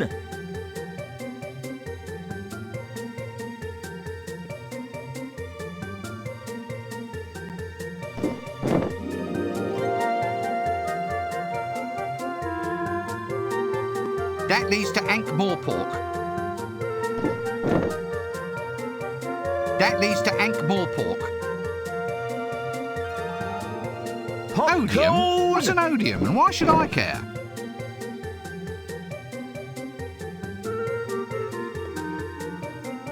Cut me own throat dibbler. The sort of itinerant merchant venturer that gives greed a bad name.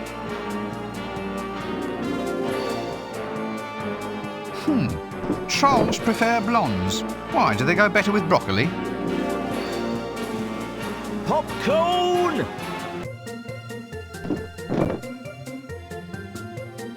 Did I say the one about great greats yet? This one looks good. Attack of the 50-foot dwarf. Should go down a treat, the local trolls.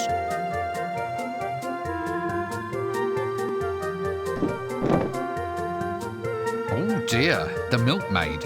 Big on blouse fillings and short on complex neurological pathways.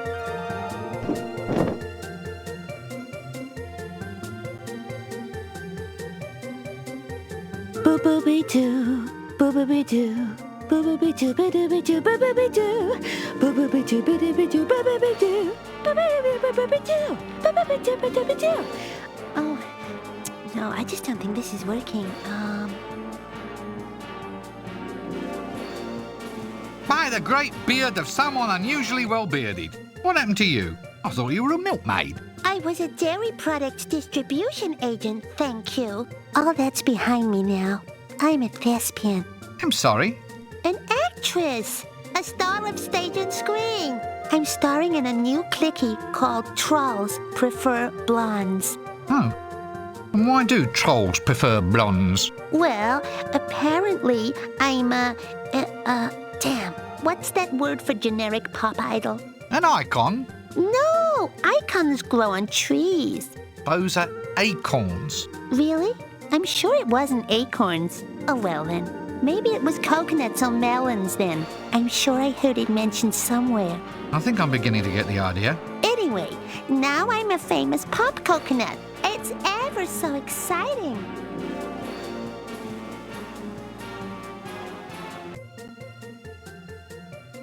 So you're a clicky star now, are you? Yeah, isn't it fun?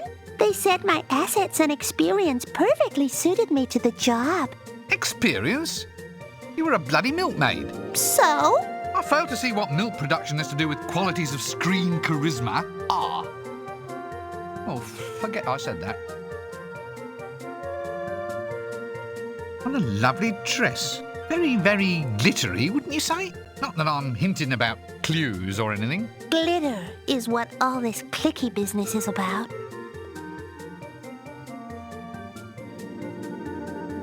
Cool. Yet another empty-headed character. Nice glittery dress, though.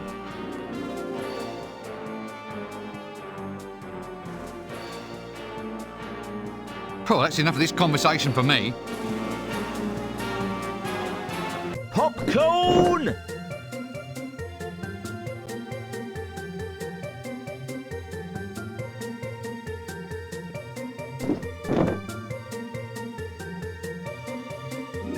Popcorn! Do it yourself popcorn! Just add heat and butter and maybe a frying pan. Also serves as catapult ammunition. Or excellent fishing sinkers. Come and get it while it's still in stock. Only one previous owner. I'm letting it go for less than mark price, and that's cutting me own throat. Popcorn!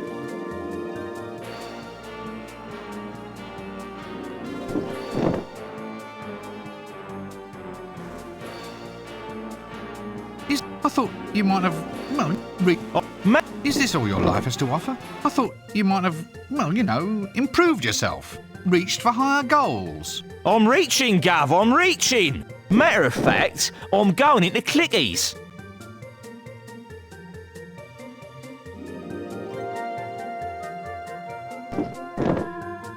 Clickies? Just what Ankh-Morpork needed, eh? Exactly! Yeah, for you, irony means sort of like iron, doesn't it? So we're into clickies now, are we? At last, the monkey has found the banana plantation. Yep, moving pictures. Here, have a read of this.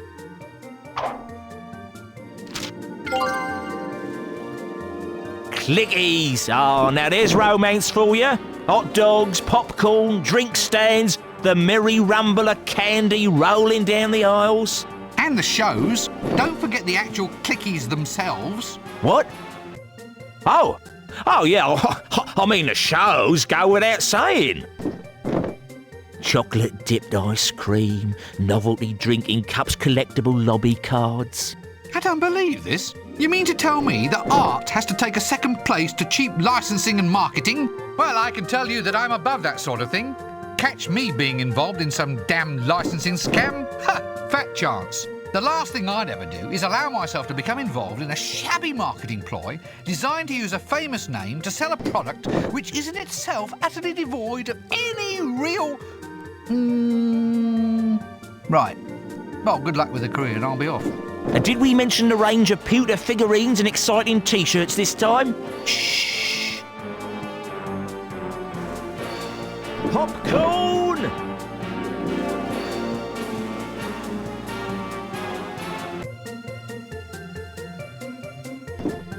A brochure about do-it-yourself clickies. Be a clicky director in 10 easy steps. Make a clicky about your favourite subject. Dibbler Direct will show you how. Popcorn!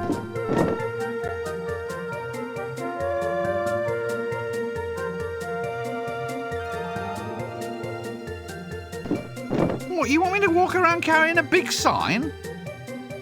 Odium? What's an odium?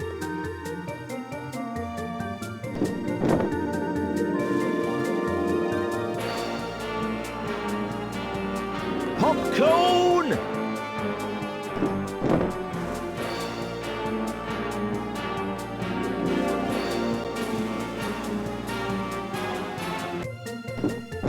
This one looks good. Attack of the 50-foot dwarf. Should go down a treat with the local trolls. I can't can't just steal a bunch of pixels, you know. Anyway, at this resolution, they're just too heavy. Popcorn!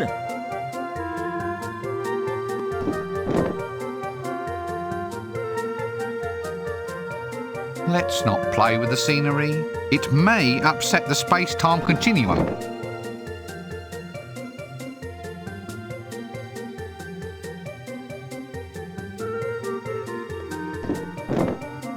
Oh, looks much too firmly stuck down. Popcorn!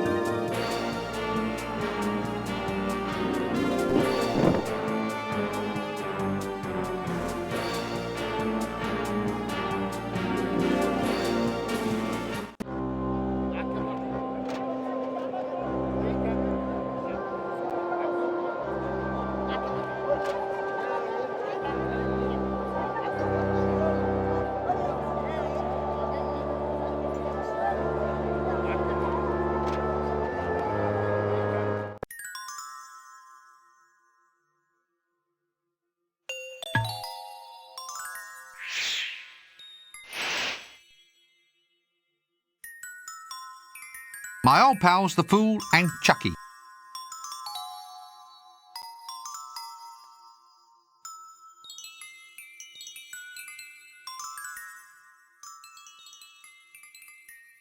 Great gods, you two again? No, Chucky. But you're dead. You quit life's stage.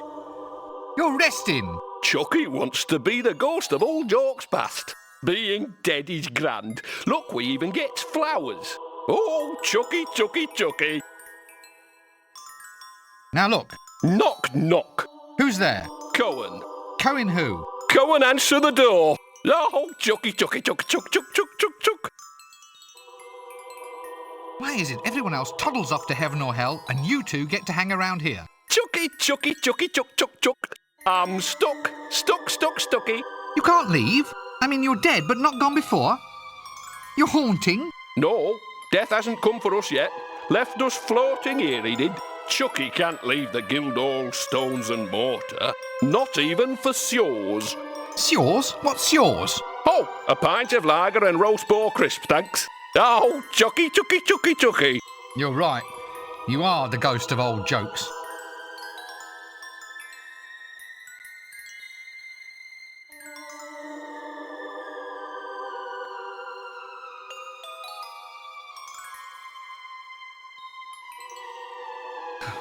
No. If we had to have a character from the past, what happened to that nice Amazon lady? Maybe I can throw his haunted rocks into the middle of a sewer or something. Let's see him laugh that one off.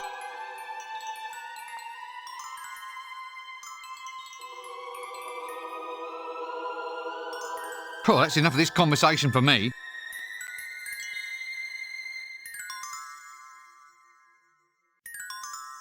That leads to the sewers.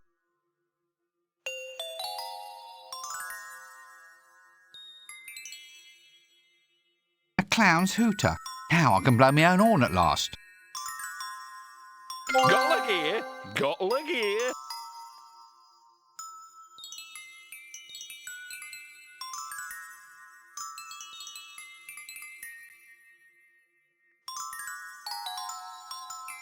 My money pouch, overflowing with a vast wealth of gold coins. Well, when I say overflowing, more of a slow trickle, really. And vast wealth is a purely subjective phrase. And when I say gold, more gold-ish than gold, I guess. Oh, all right. I have a few copper coins. Are you satisfied now?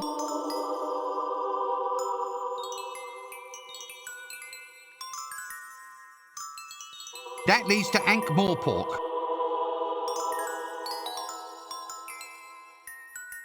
Got leg here. That leads to Ankh-Morpork.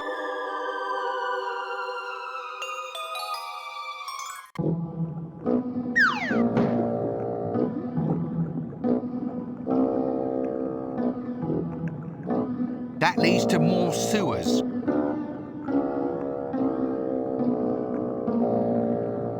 That leads to more sewers.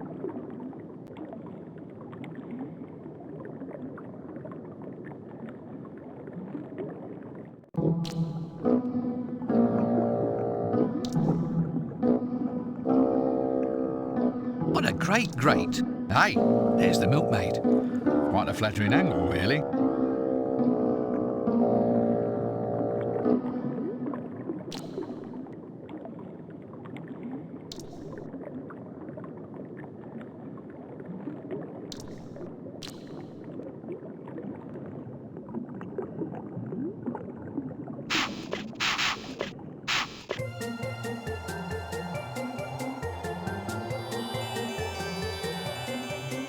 Miss?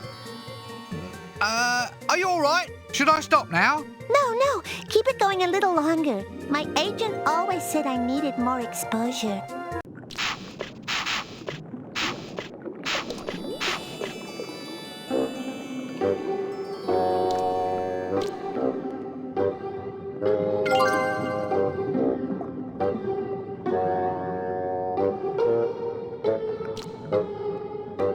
Glitter dust, eh? Well, I'm sure this will come in very useful.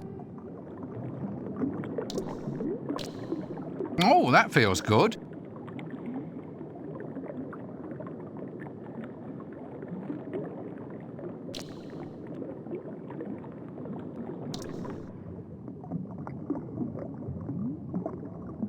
Just some old barrels.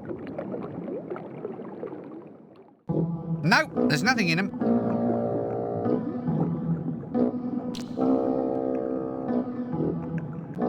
That leads to more sewers.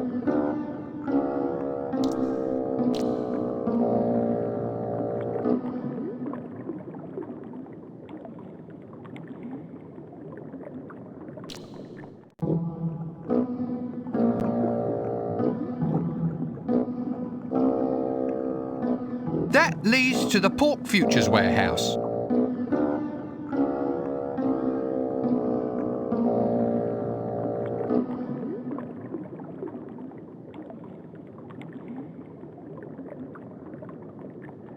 That leads to more sewers.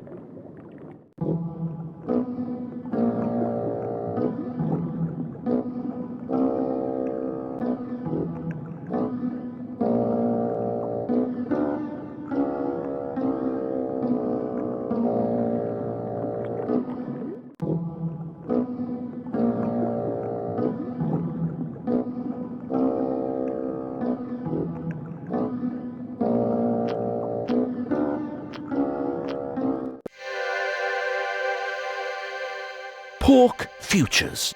Probably no other world in the multiverse has warehouses for things which only exist in Potentia. Here, however, the Pork Futures warehouse is a product of the patricians' rules about baseless metaphors, the literal mindedness of citizens who assume that everything must exist somewhere, and the general thinness of reality around Ankh. The net result is that trading in Pork Futures, in pork that doesn't exist yet, led to the building of the warehouse to store it until it does. The extremely low temperatures are caused by the imbalance in the temporal energy flow.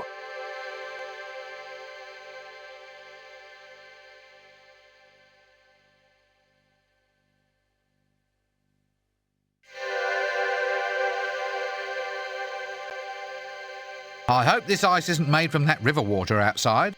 Nah, it can't be. It's the wrong colour.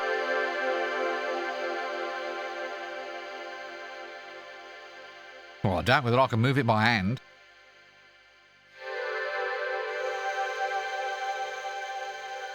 The image of pork that may exist sometime in the future. Nothing like thinking ahead, I suppose. What? Pick up something that doesn't exist yet?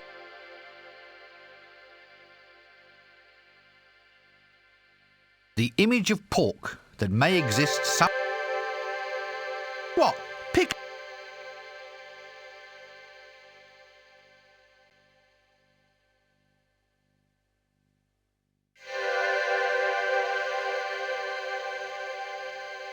Well, I doubt whether I can move it by hand.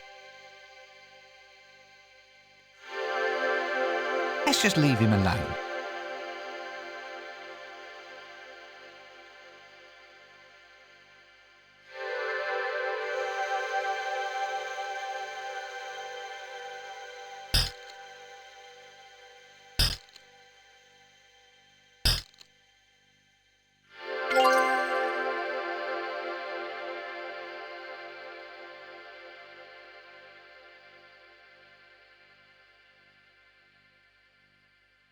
great big ice block? Yeah, now all I need is a martini the size of a bird bath.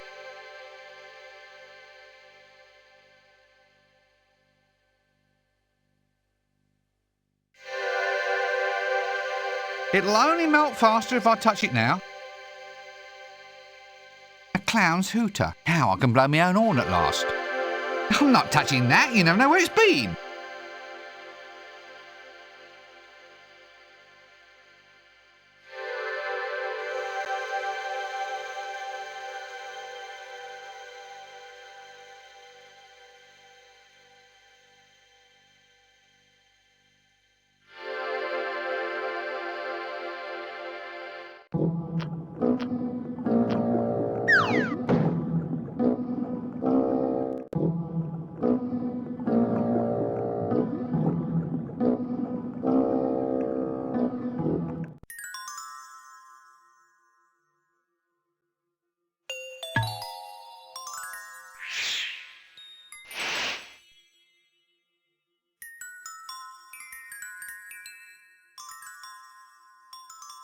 Oh, no. If we had to have a character from the past, what happened to that nice Amazon lady? Maybe I can throw his haunted rocks into the middle of a sewer or something. Let's see him laugh that one off.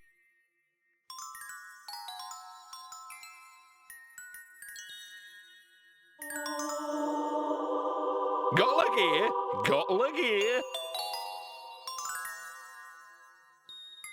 Nah, that doesn't go well with hooters.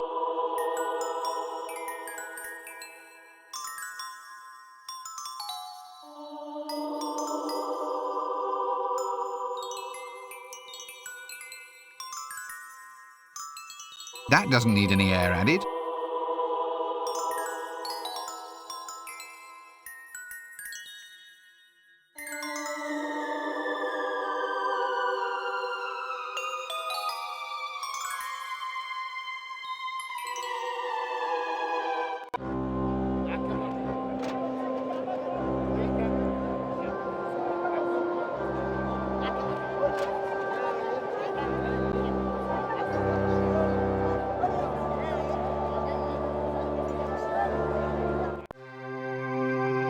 Wandering shop. No one knows why. But all the most truly mysterious and magical items are brought from shops that appear and, after a trading life even briefer than a double glazing company's, vanish like smoke. They can turn up wherever there's a suitable stretch of blank wall. But once there, they have always been there. Dust and grime and a general worn look instantly dispel any doubts in the minds of people who may have walked down that same street every day for a year without noticing it. There are three general theories to explain the phenomenon of wandering shops. 1. Many thousands of years ago, there evolved somewhere in the multiverse a race whose single talent was to buy cheap and sell dear. 2. They are the creation of a sympathetic fate, charged with the role of supplying exactly the right thing at the right time. 3. They are simply a very clever way of getting around the various Sunday closing acts. All these theories have two things in common. They explain the known facts, and they are completely and utterly wrong.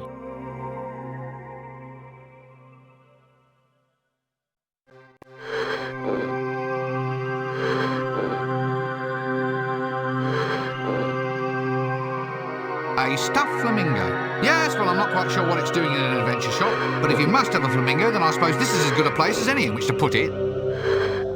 Just what I've always wanted. I don't suppose I can have it then. Why not? It's yours. You only had to ask.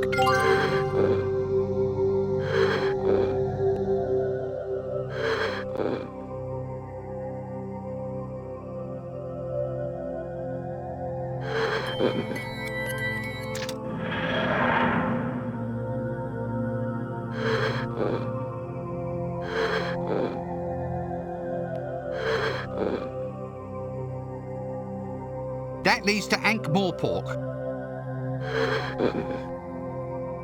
1 alligator, badly stuffed. Well, every magical shop has to have one, I suppose.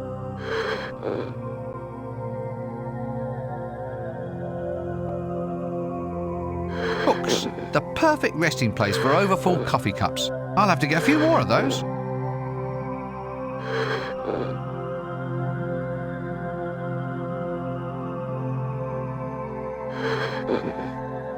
A stuffed fish. I can't say I think this is the absolute best sales venue for preserved seagoing wildlife. Still, if today was the day I wanted to go into combined camping and weapon shop and purchase sea life, then this would certainly be my choice du jour.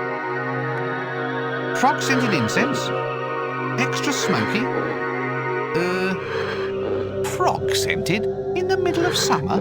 These people are barbarians. Candles, excellent. These should do the job nicely. Jars. Yes, once again, a closer inspection does in fact reveal that they are jars. What's the matter? Don't you trust the written description?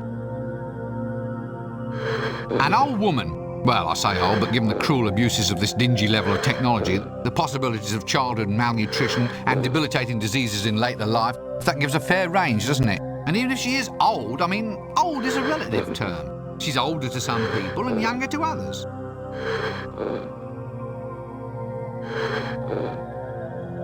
A strange machine. I don't know what it does, and I'm fairly certain I'll rest better tonight for never having known. Maybe it has something to do with this being called a wandering shop.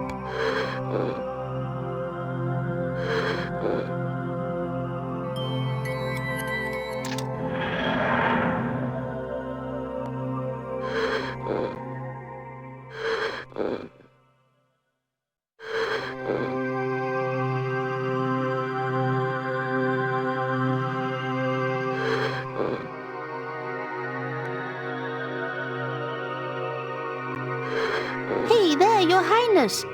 And aren't you a pretty little girl? I'm not a little girl, I'm a powerful and dignified magician. Why are you dressed up as a princess, then? I most certainly am not. You've got a tall, pointy hat. All princesses have tall, pointy hats. Look, it's not... And a dress. A tall, pointy hat and a dress. That's a princess in my book. So how do you explain the beard, then, eh? Eh? I thought that was just probably your peasant blood, dear. A lot of men find a bit of hair sultry and attractive. I wish a lot of women did. I can't really see that this shop serves any valid social purpose at all. It all seems like a total waste of resources. Well, that's nice coming from a princess. Look, for the last time, I am not a princess. Okay, Your Highness. Look, all joking apart, what are you selling? Well, Your Highness, this here is an adventure shop. It has all the marvellous things people need when they decide that their main calling in life is to find a hole in the ground, collect some friends, and then go delving into the underground, armed only with swords, rope, 10-foot poles, halberds, 6 torches, and a flask of oil. Good gracious. And is there actually much of a demand for this? No. It's all collectible trading cards these days. Dim wick, the smothering. It's taken all the fun out of the business. I can't even shift magic items anymore. Magic items? What, elven cloaks, magic swords, boots of speed, that kind of thing? That's the stuff. We don't really stock the boots anymore, though. We did have boots of domination, but a female barbarian already bought up those. Anyway, do have a browse, Your Highness, and let me know if there's anything you want.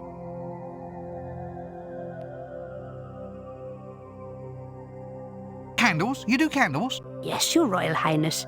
I make them by hand. Well, I would make them by hand, but everyone just uses continual light spells these days. I don't really stock candles anymore. Those are just display models made out of plaster. But you could make me some if you had the chance. Oh, yes, love. I just need you to bring me the raw materials. Now, your grade A candle, that's made from dead whales. We used to use their nasal hairs, but these days a true pure white candle is made from spermaceti. Where does that come from? I never dared ask, love. Anyway, the next best thing is beeswax. Beeswax, right. We used to have a lovely bee milking parlour out the back. The bees insisted it was the only way to get the job done. Every evening, we'd round up the bees and settle them down in little chairs, give them all a newspaper, and let them wax away to their heart's content. Then someone pointed out that all we had to do was open up the hive and scoop out all the wax we want. The little buzzers had been having us on all along. You just can't trust a bee, can you? That's just what I always say, Your Royal Highness. Oh, stop it. Excuse me, I think it's probably time for me to take my medicine. Nope, can't reach them. I better ask her first anyway. That looks interesting. Could I possibly have it then? Certainly.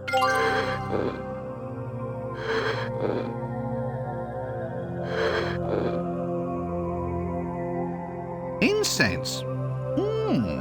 Frog scented.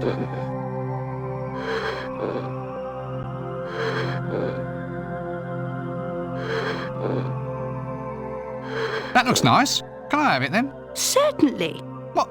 No mumbo jumbo? No sudden insistence that I go on a special quest or anything? What, me? Order a princess about? Whatever are you thinking?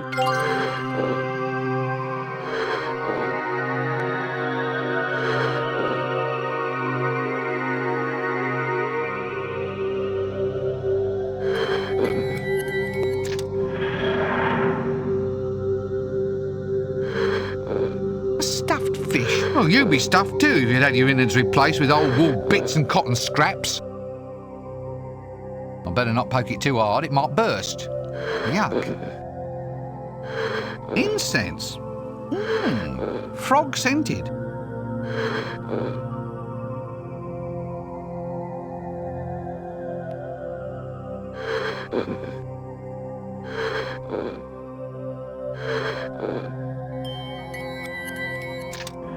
Books. The perfect resting place for over...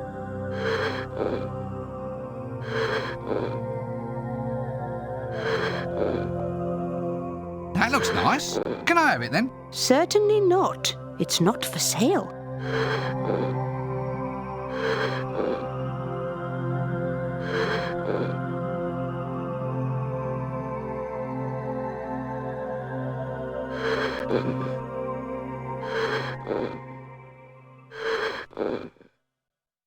That looks nice. Can I have it then? Certainly not. It's not for sale.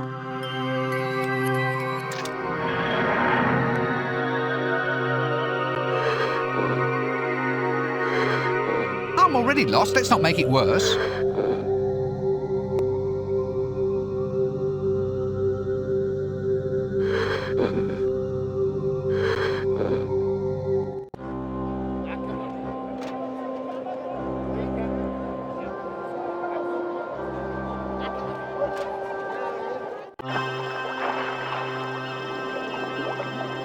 Call this death, do you? In my day, people knew how to die properly. Tunnels, white lights, booming voices, the choir invisible.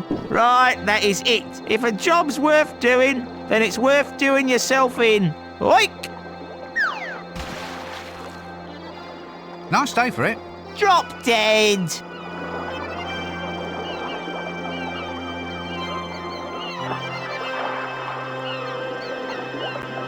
Novelty stuff. Now this looks interesting. I wonder what they are, not to mention what use they could possibly be. One seafaring fish-eating bird. I hope he's not looking for his dinner in the River Ank. At least not without a pick and a shovel. I don't think I can reach him.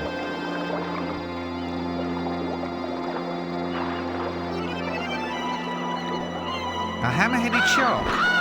They're called hammer-headed sharks, you know, because their head is shaped like a hammer. See? Now you can say you've used your computer for educational purposes.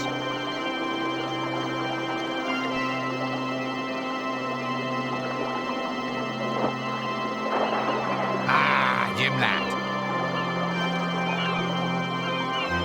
If I want to do anything with the hook, I'll have to get the net off first. A good assortment of fish. I wonder if they're all undead too.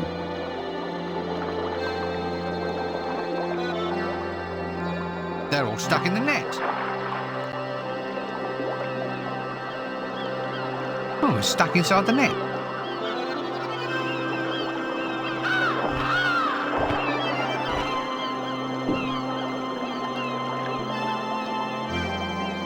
I wouldn't go closer if I were you. It's only called water because of the position it occupies between the river bottom and the sky. Here, try and dive onto that and you'll dent more than your hat. I'm not swimming in that, or walking on it for that matter.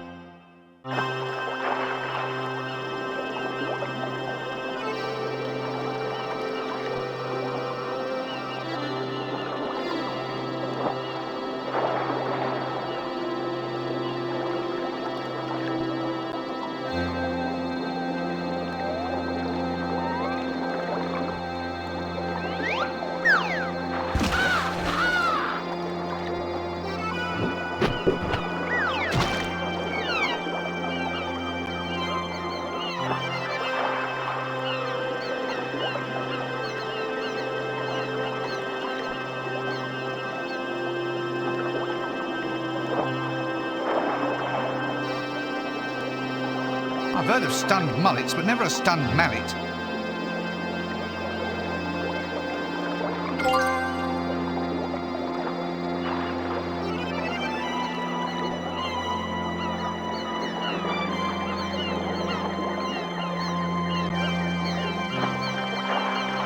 One slightly stunned wading bird. Not surprising the way it dived onto the river bank.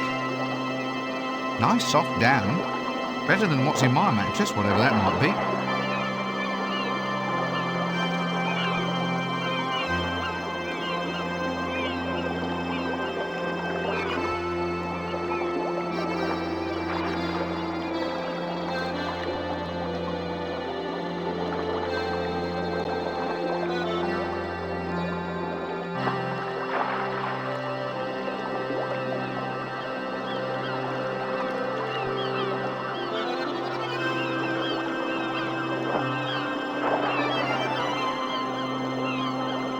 Very knocked down about that wall.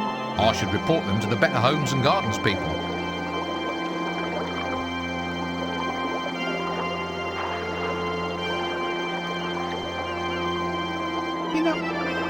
You know, I doubt that I can just push the wall down.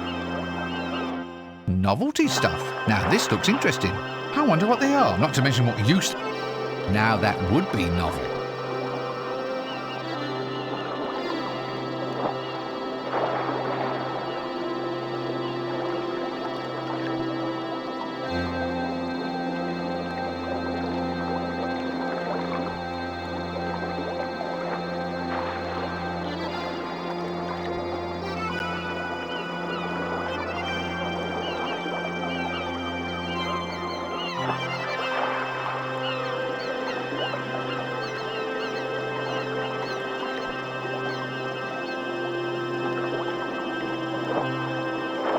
I wouldn't go closer if I were you. It's only called water because...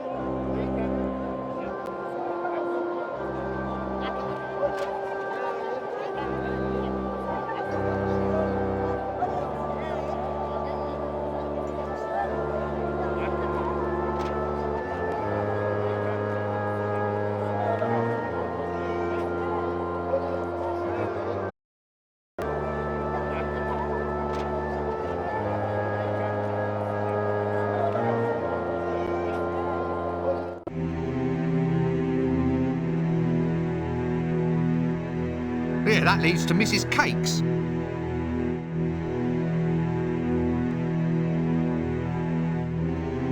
Looks like the door to some secret society. Or my name isn't Brother Rincewind.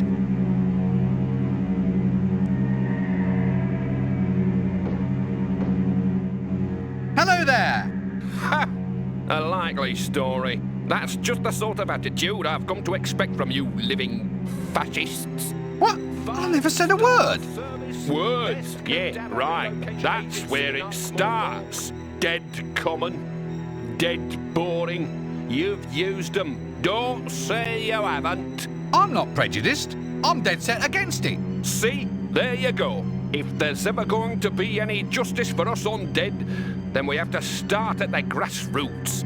Oh, a bit lower than that, surely. Don't you try to dictate our level of activity. Lively, dead rights. That's what we want. So if you're not dead, then drop dead. This club's for the children of the night, so if you want to live it up, right, you go elsewhere.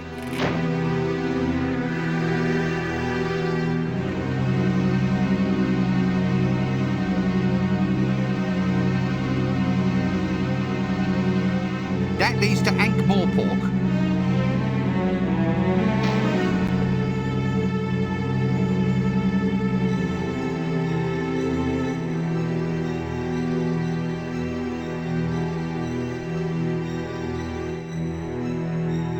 Yeah, that leads to Mrs. Cakes.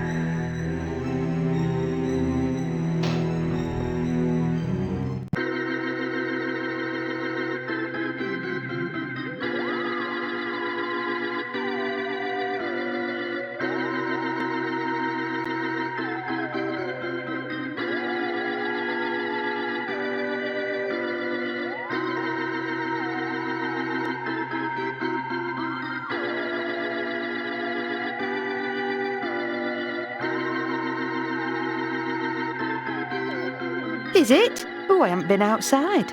Hello there. Nice day. Eh? What? How dare you? Well, now you're just talking rubbish. Order your thoughts, young man.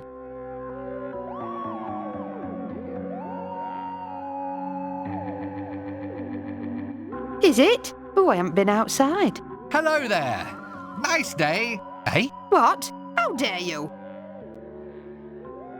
Look, I believe you're fouling up this whole conversation. What do you mean? How do I do it? I just don't believe the hash you're making of a simple conversation. How are you managing to do it? Ooh, yes, that's what I am. Why, does it show? She's talking like she already knows what I'm going to say. Is she a clairvoyant? Well, it's nice to start all over again. I'm sorry about all that. Sometimes I forget I've left it on, you see. Hello there. Nice day. Oh, damn it, we're back here again. Eh? Oh, sorry, I forgot to turn my precognition off.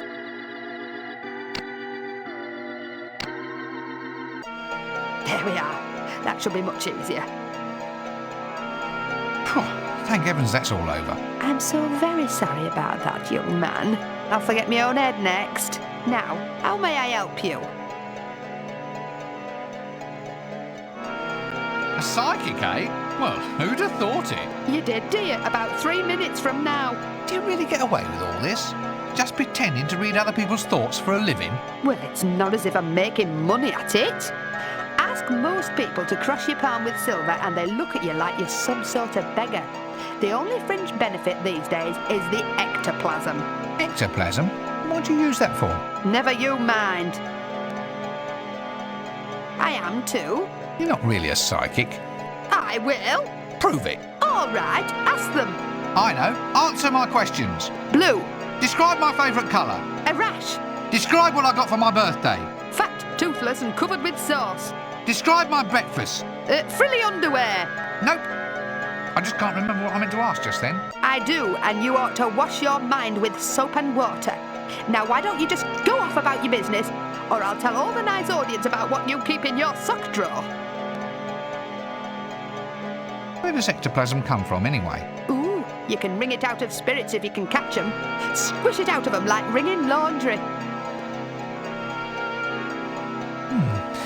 Is there much of a commercial call for ectoplasm? Gives you pause for thought.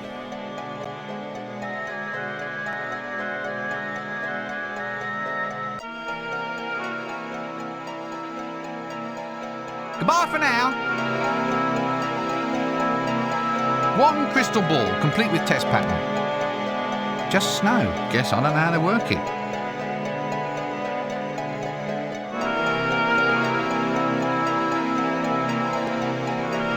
Sort of a sense of foreboding here.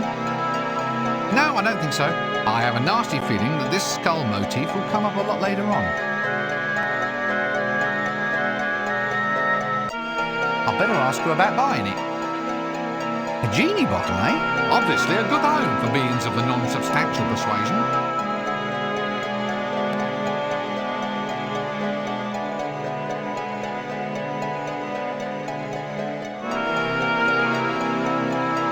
I better ask her about buying it.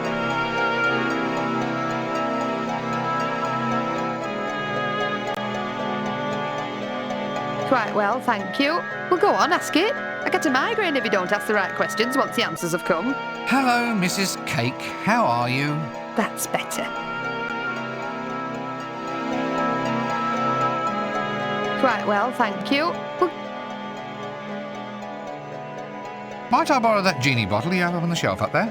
I tell you what, you can have the bottle, but only if you get me some nice fresh ectoplasm. Ectoplasm? What? That stuff that drips down walls? Sort of ghostly goo? That's the stuff. Nice and slippery.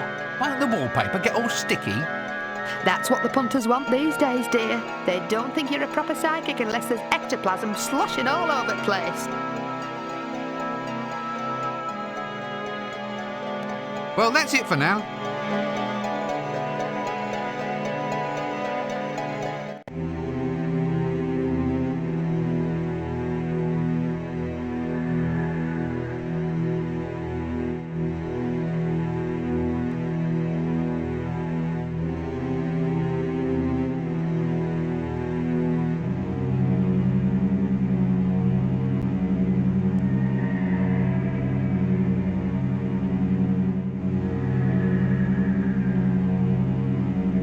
It has to be declared dead before you'll take it.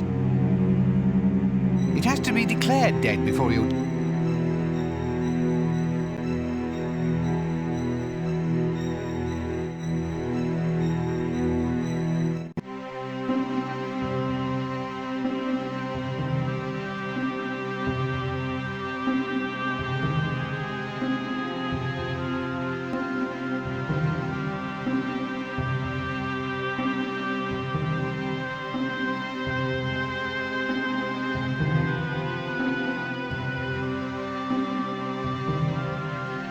Granny Weatherwax.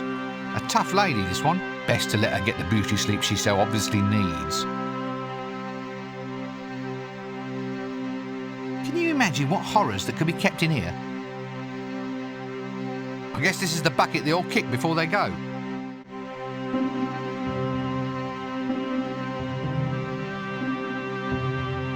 Slops. I don't think we ought to examine this one too closely. I'm not putting my hands in there.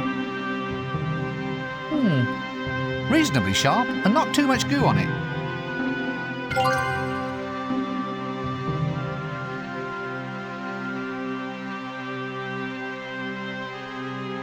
Just the thing, a cold, hard slab of stone, and what's more, it's unoccupied.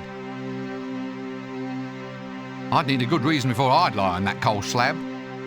Just the thing, a cold...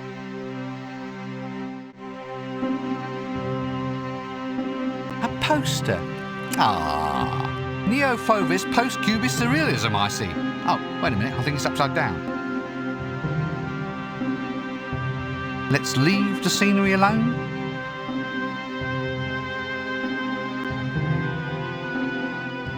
Fortunately, it's locked.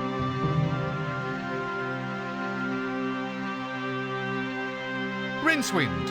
Homo sapiens sorcerus irritabilis. In reality, I'm a full foot taller, bronzed and rippling with muscles, but it's been a hard night for the artist.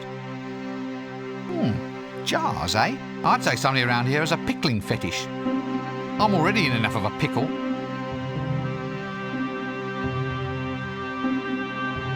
I guess this is the bucket they all kick before they... Nope, afraid it's welded to the floor.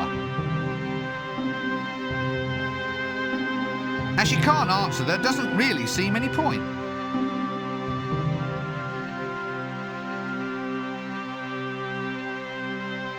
Just the thing for putting his equipment on. I'm afraid I can't pick that up.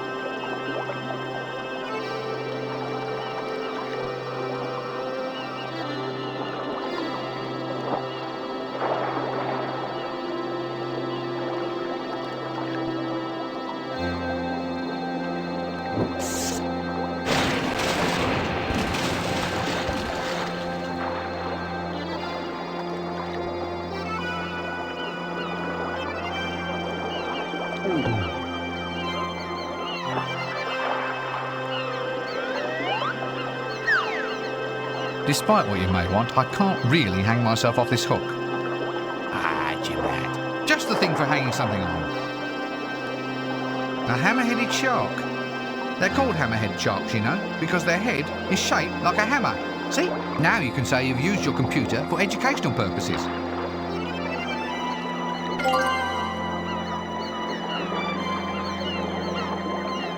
It wouldn't make sense to hang that from the hook.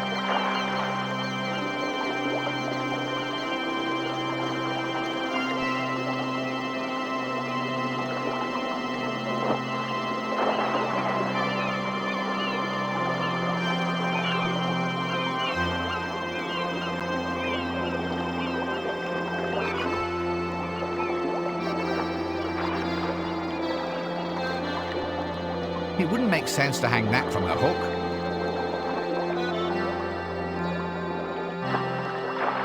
A hammer-headed shark. Actually, if you were intent on being a terror of the deeps, wouldn't you consult with a cosmetic surgeon first?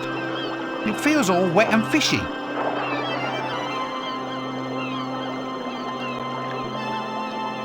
The boots don't really go with that.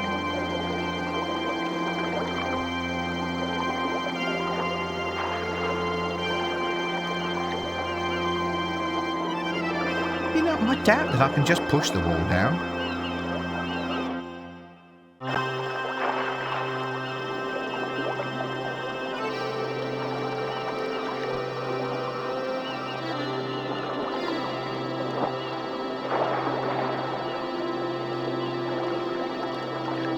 It wouldn't make sense to hang that from the hook.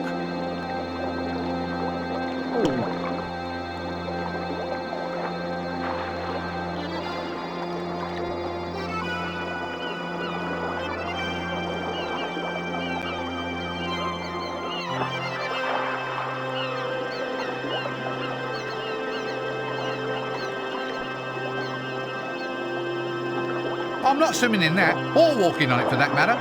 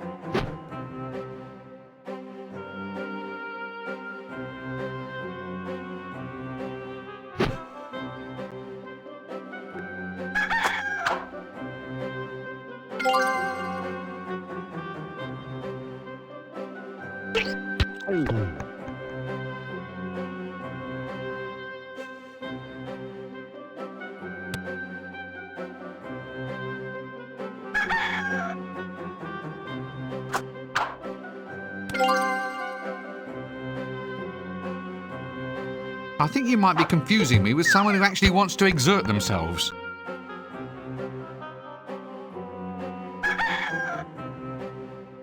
Quest completed! 3 identical sticks. Now we're cooking.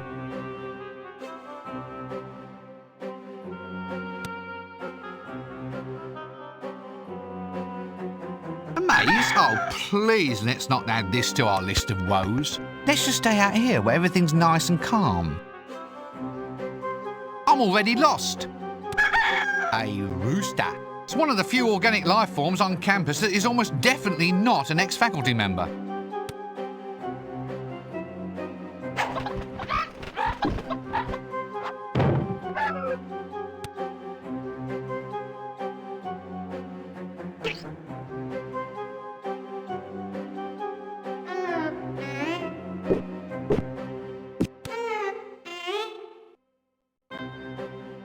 Good idea, but how do I get him to drink it? Good idea, but how do I get him to drink it?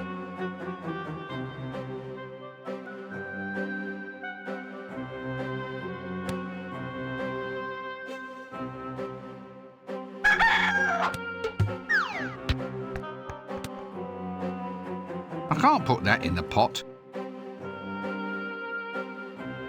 That won't help. I need something to entice him down.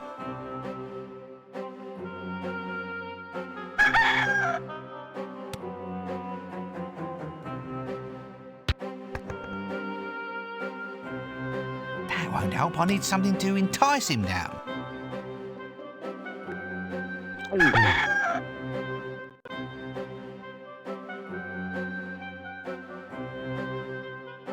A birdhouse in the university? I thought the Arch-Chancellor had ordered all the local wildlife to be shot. Oh, no, that was the students. Well, that's all right then. Just so long as he wasn't being cruel to animals.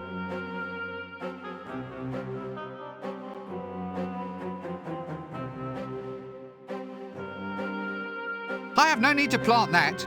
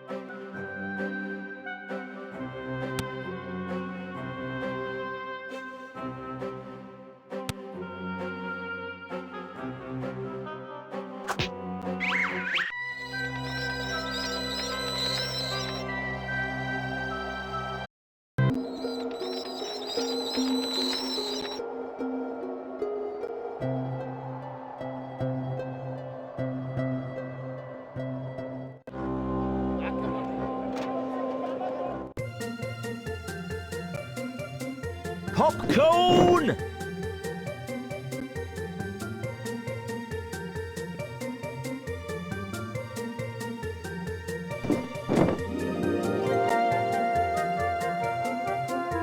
Popcorn!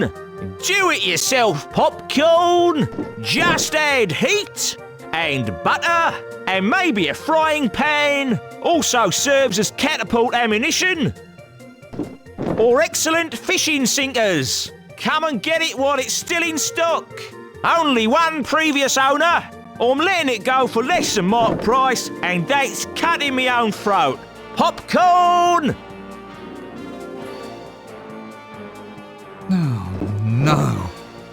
Don't knock me back until you've seen the goods, sir. Smashing stuff. Fine popping grains lovingly swept from the warehouse floor. Why's he got little rat's hairs mixed up all through it?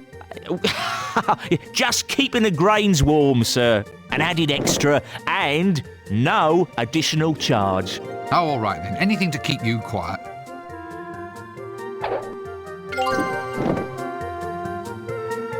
Popcorn!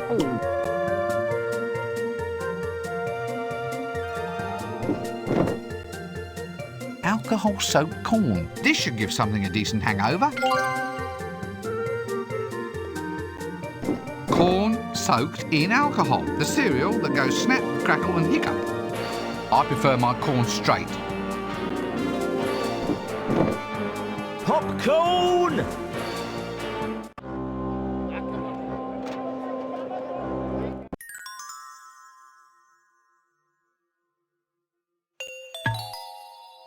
A house brick. Nice heft. Good aerodynamics. There's nothing quite like a good solid brick to bring out the artist in a man.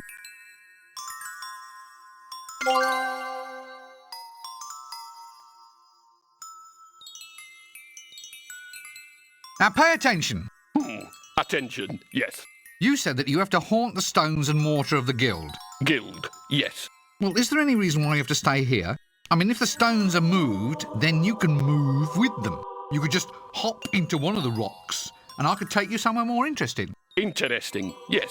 Are you listening to me? No. Ho ho, chucky, chucky, chucky, chucky. Just get into the damn stone. Ho ho, chucky, chucky, chucky.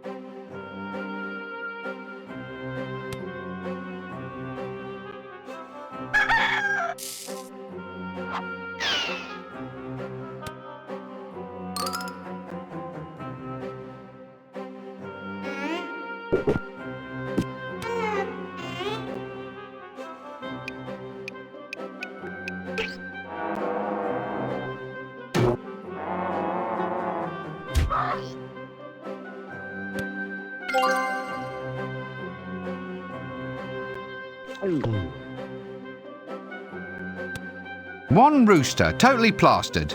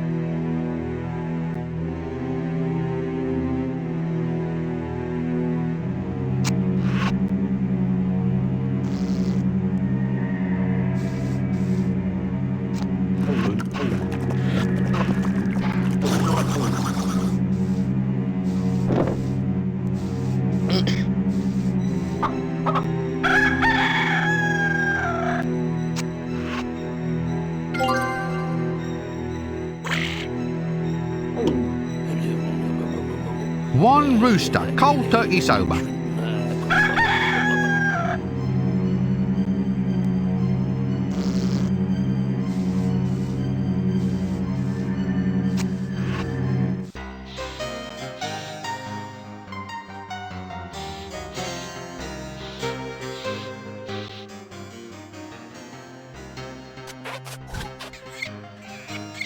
I've found your perfect woman, I think. Or, to put it more accurately, I have found your greatest challenge. She's over in the mortuary. You mean she's dead? She doesn't seem to think so. Hey, that's good enough for me.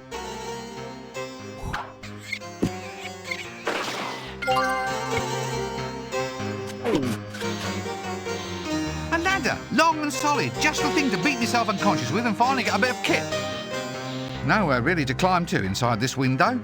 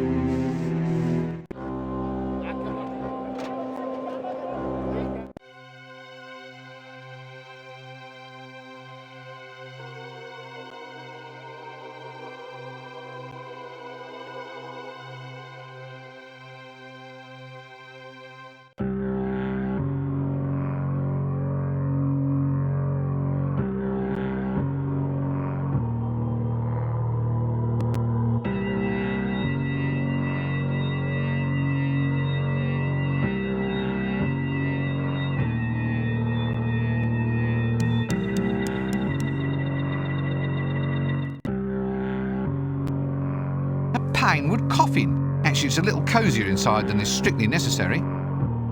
As tempting as it is to curl up in a coffin and see out this game, one just must continue. False teeth. Ugh, those things still have strawberry stains. A drinking glass. Now, why would anybody have a glass beside their coffin? I have this strange feeling that I should leave it here. It could be an important plot element.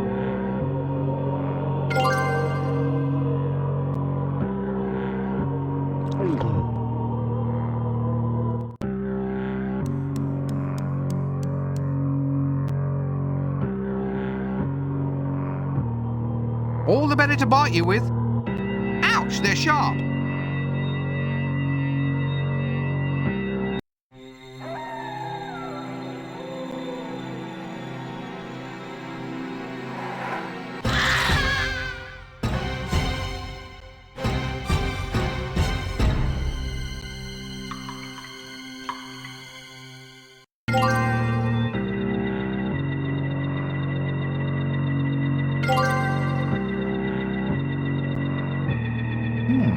An undead mouse.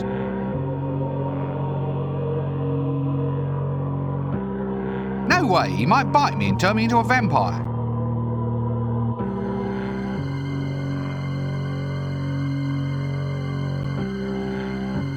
A test tube containing 4 cc's of mouse blood. I'm not touching that, you never know where it's been.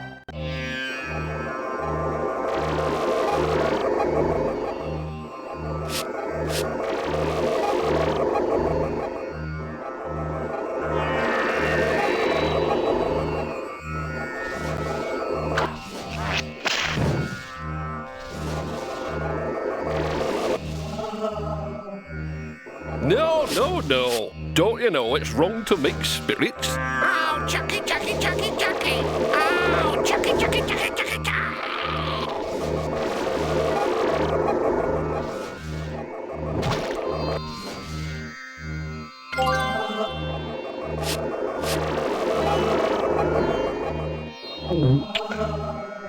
Ectoplasm. At least I hope it's ectoplasm. Ugh, you have to be kidding.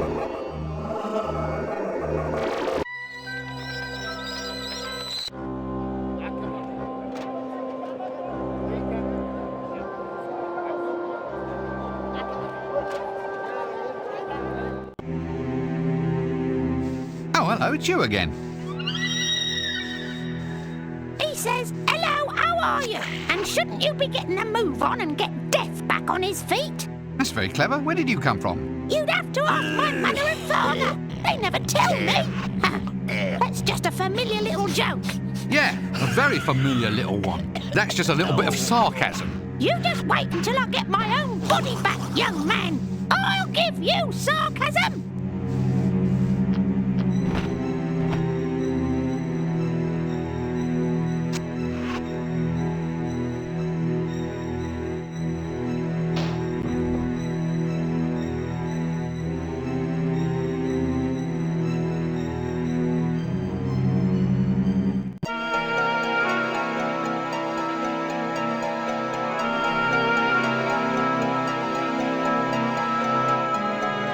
Here, take it and choke.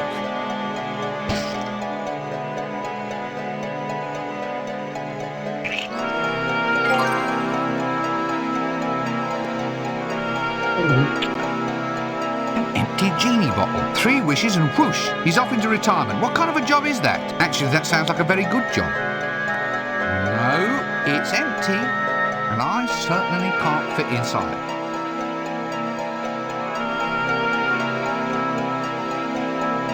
A closet, just the place for the odd skeleton or two.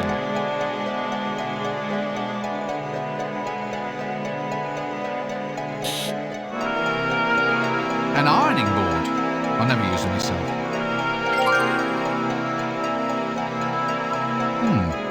Long and smooth. A wooden dummy. Hey, its arms are almost as dainty as mine. A petticoat. Ooh, silky. But at least you can see through it, if you want to, for any reason. Try as hard as I could, I doubt that I could break an arm off.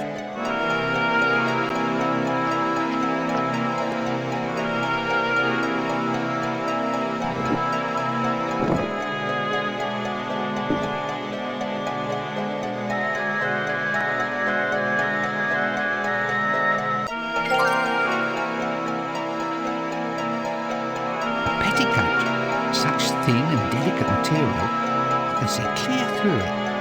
Perhaps when we finish the game, then I might try it on. A good assortment of jars containing all manner of the latest accessories for the modern medium. I don't really have any use for these. A dressmaker's pair of scissors. Pair of scissors. Actually, I'm not usually allowed to use the ones with pointy ends. I've just trimmed my nails, thank you.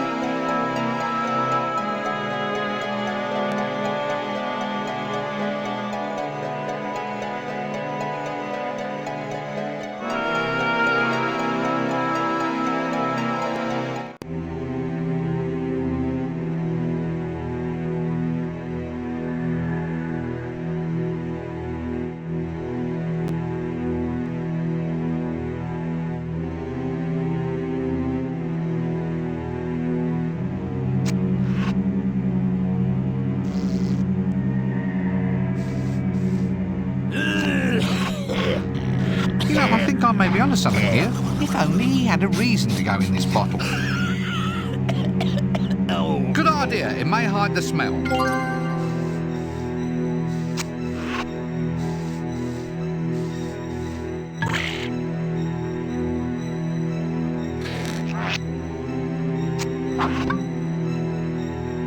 Great.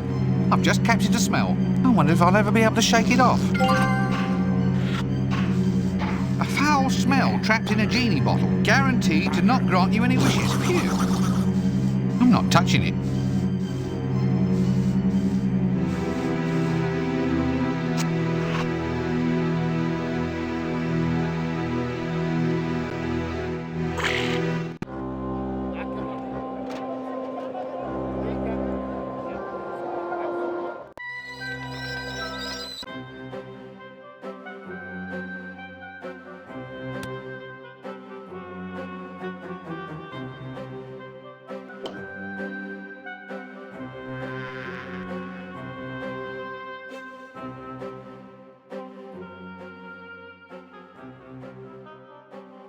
Bees, the eternal mystery. How do they fly?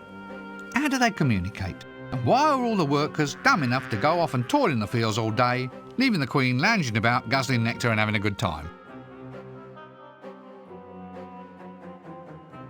Oh, that's enough of this conversation for me.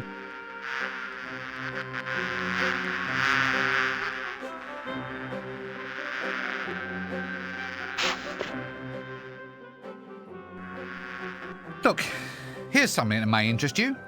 You seem to know all about bees. Why don't you make a clicky about them? You could then pass on all your knowledge, so to speak. You don't say. You know, you may just have something there. It's time the world knew the facts about bees.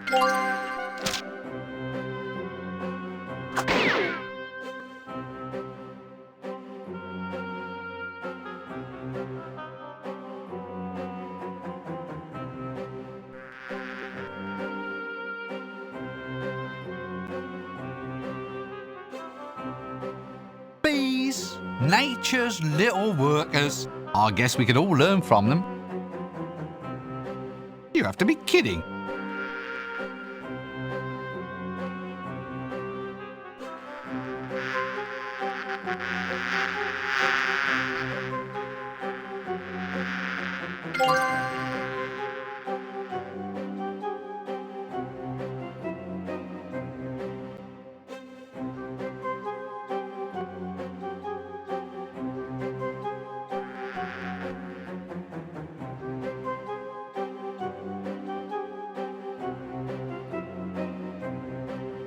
Hey, that would only irritate the bees.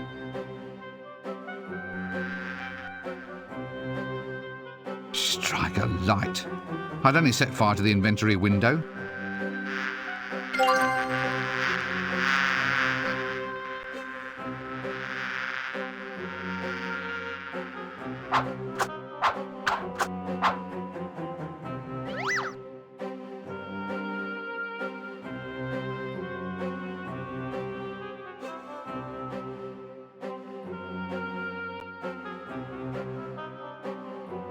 I should put on some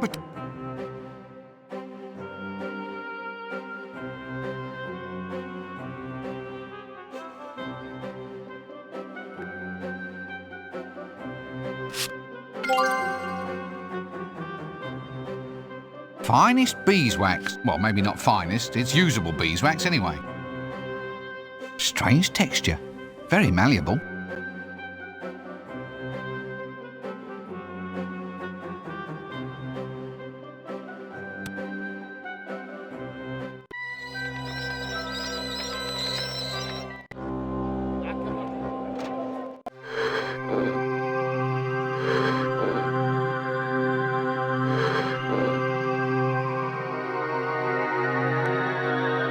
Well, here we are, fresh beeswax. Could you please make me some candles now? Certainly, dear.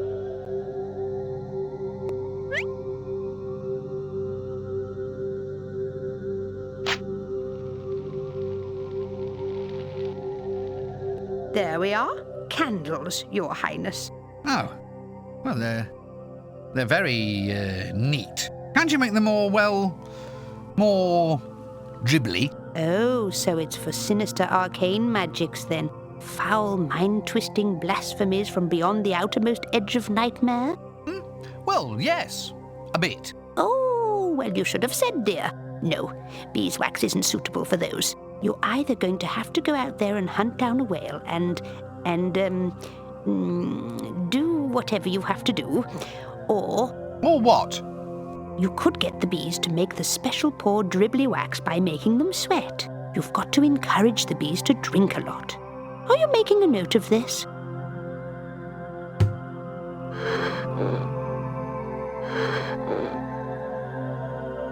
Chili powder. I taste test this stuff, but the animation budget won't stretch to a proper demonstration of the results. So you're just going to have to take it on faith for this one, OK? Just touching it makes me sweat.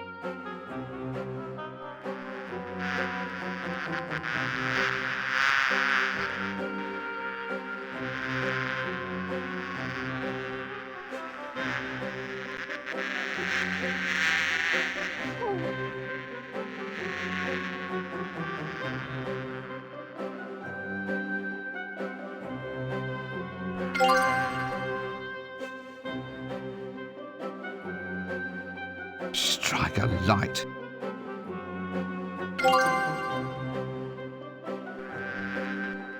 I should put on some protection first.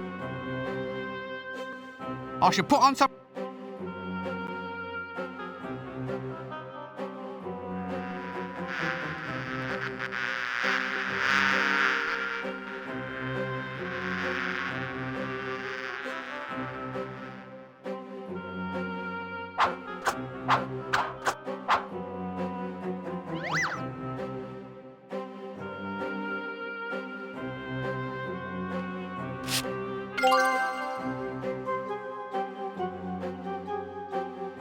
Ah, dribbly beeswax. Makes up in free spirit for what it lacks in stability. Similar texture to the real thing, just runnier.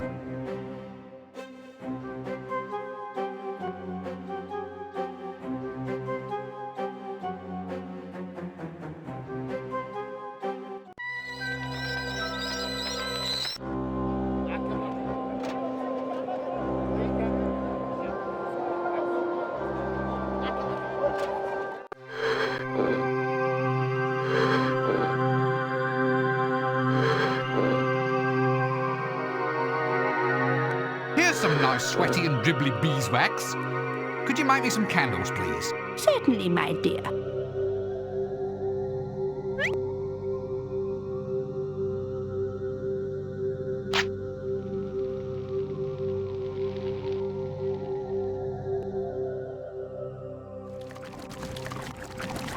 There we are, dribbly candles.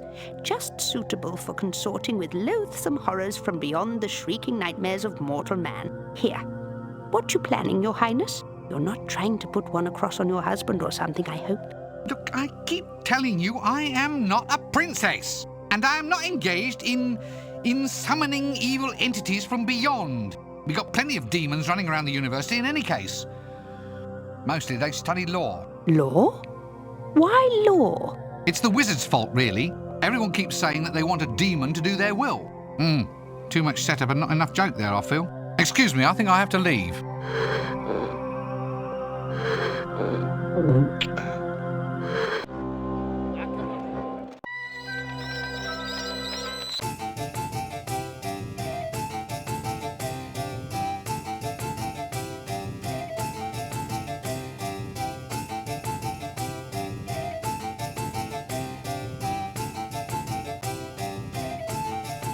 Here we are, genuine dribbly candles. And it wasn't only the bees that sweated getting these.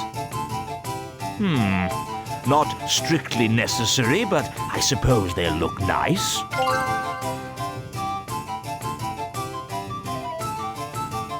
Here we are then. Glitter dust for your perusal.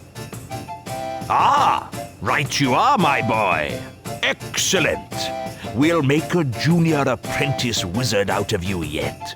But I'm already an assistant wizard, 3rd class. The day is still young.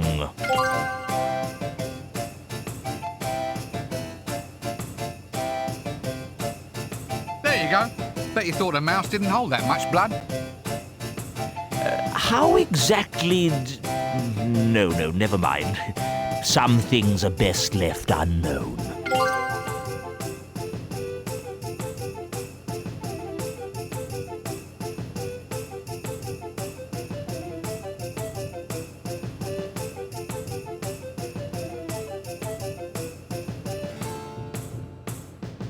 Look at this.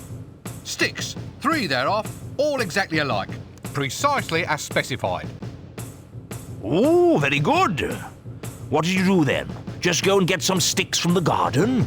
Well, I never. Well, obviously you did.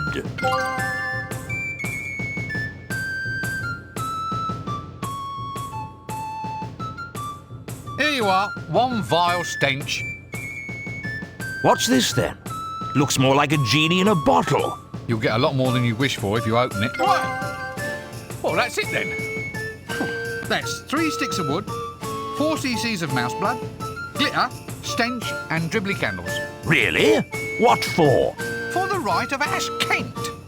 You said we needed it. I spent ages getting the right stuff. Ooh, I don't think so. For that one, you need to open the book, light the bell, and ring the candle. Or was it light the book, open the bell, and ring the candle? Something like that. Yes, off you go. We need a candle, a book, and a bell. You're not serious, are you? Of course not. I just love watching the pathos crossing your helpless little face. Come on, let's get these sticks and dribbly candles and do this Ash Kent thing, shall we?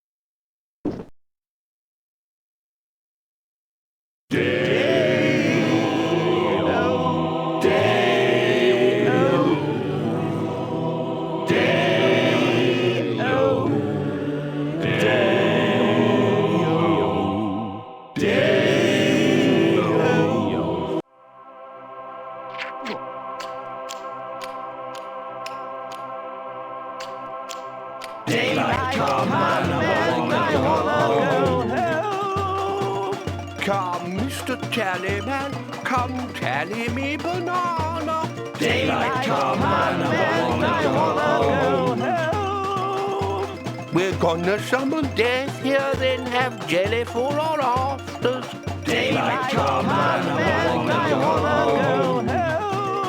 home. Knee boom, leg boom, head boom, hop. Daylight come and I wanna go home. Oh, good grief. Didn't quite come out as planned, did it? Who started us off on this? Look, I worked long and hard to get this stuff. Can we at least treat this ceremony with a little bit of... Damn it, I've lost my train of thought now. What's that word I was looking for? The one used for describing distinction. Differentiation of treatment. Repression? No, it's not going to be repression, is it? We can't treat a ceremony with a sense of repression. Dictatorship of the proletariat? What? The dictatorship of the proletariat. That results as an inevitable reaction against repression. Look, I think this would work better if everyone just got back on track. It's time we acted with a little bit of class. Class, that was it. The word was class. What word? I don't know, but I'm sure it was important. What was?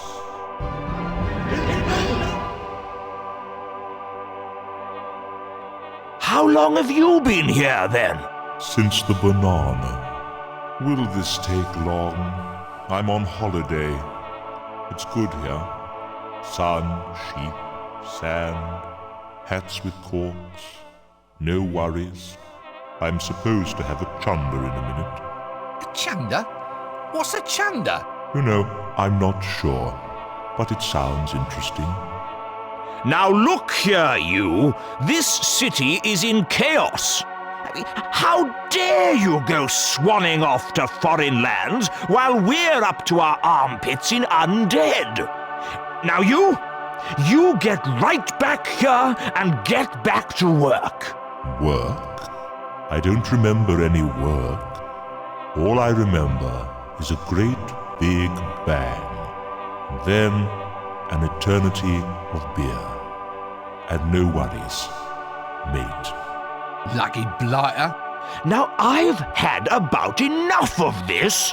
You get off that thingamy, get those corks out of your hat, and...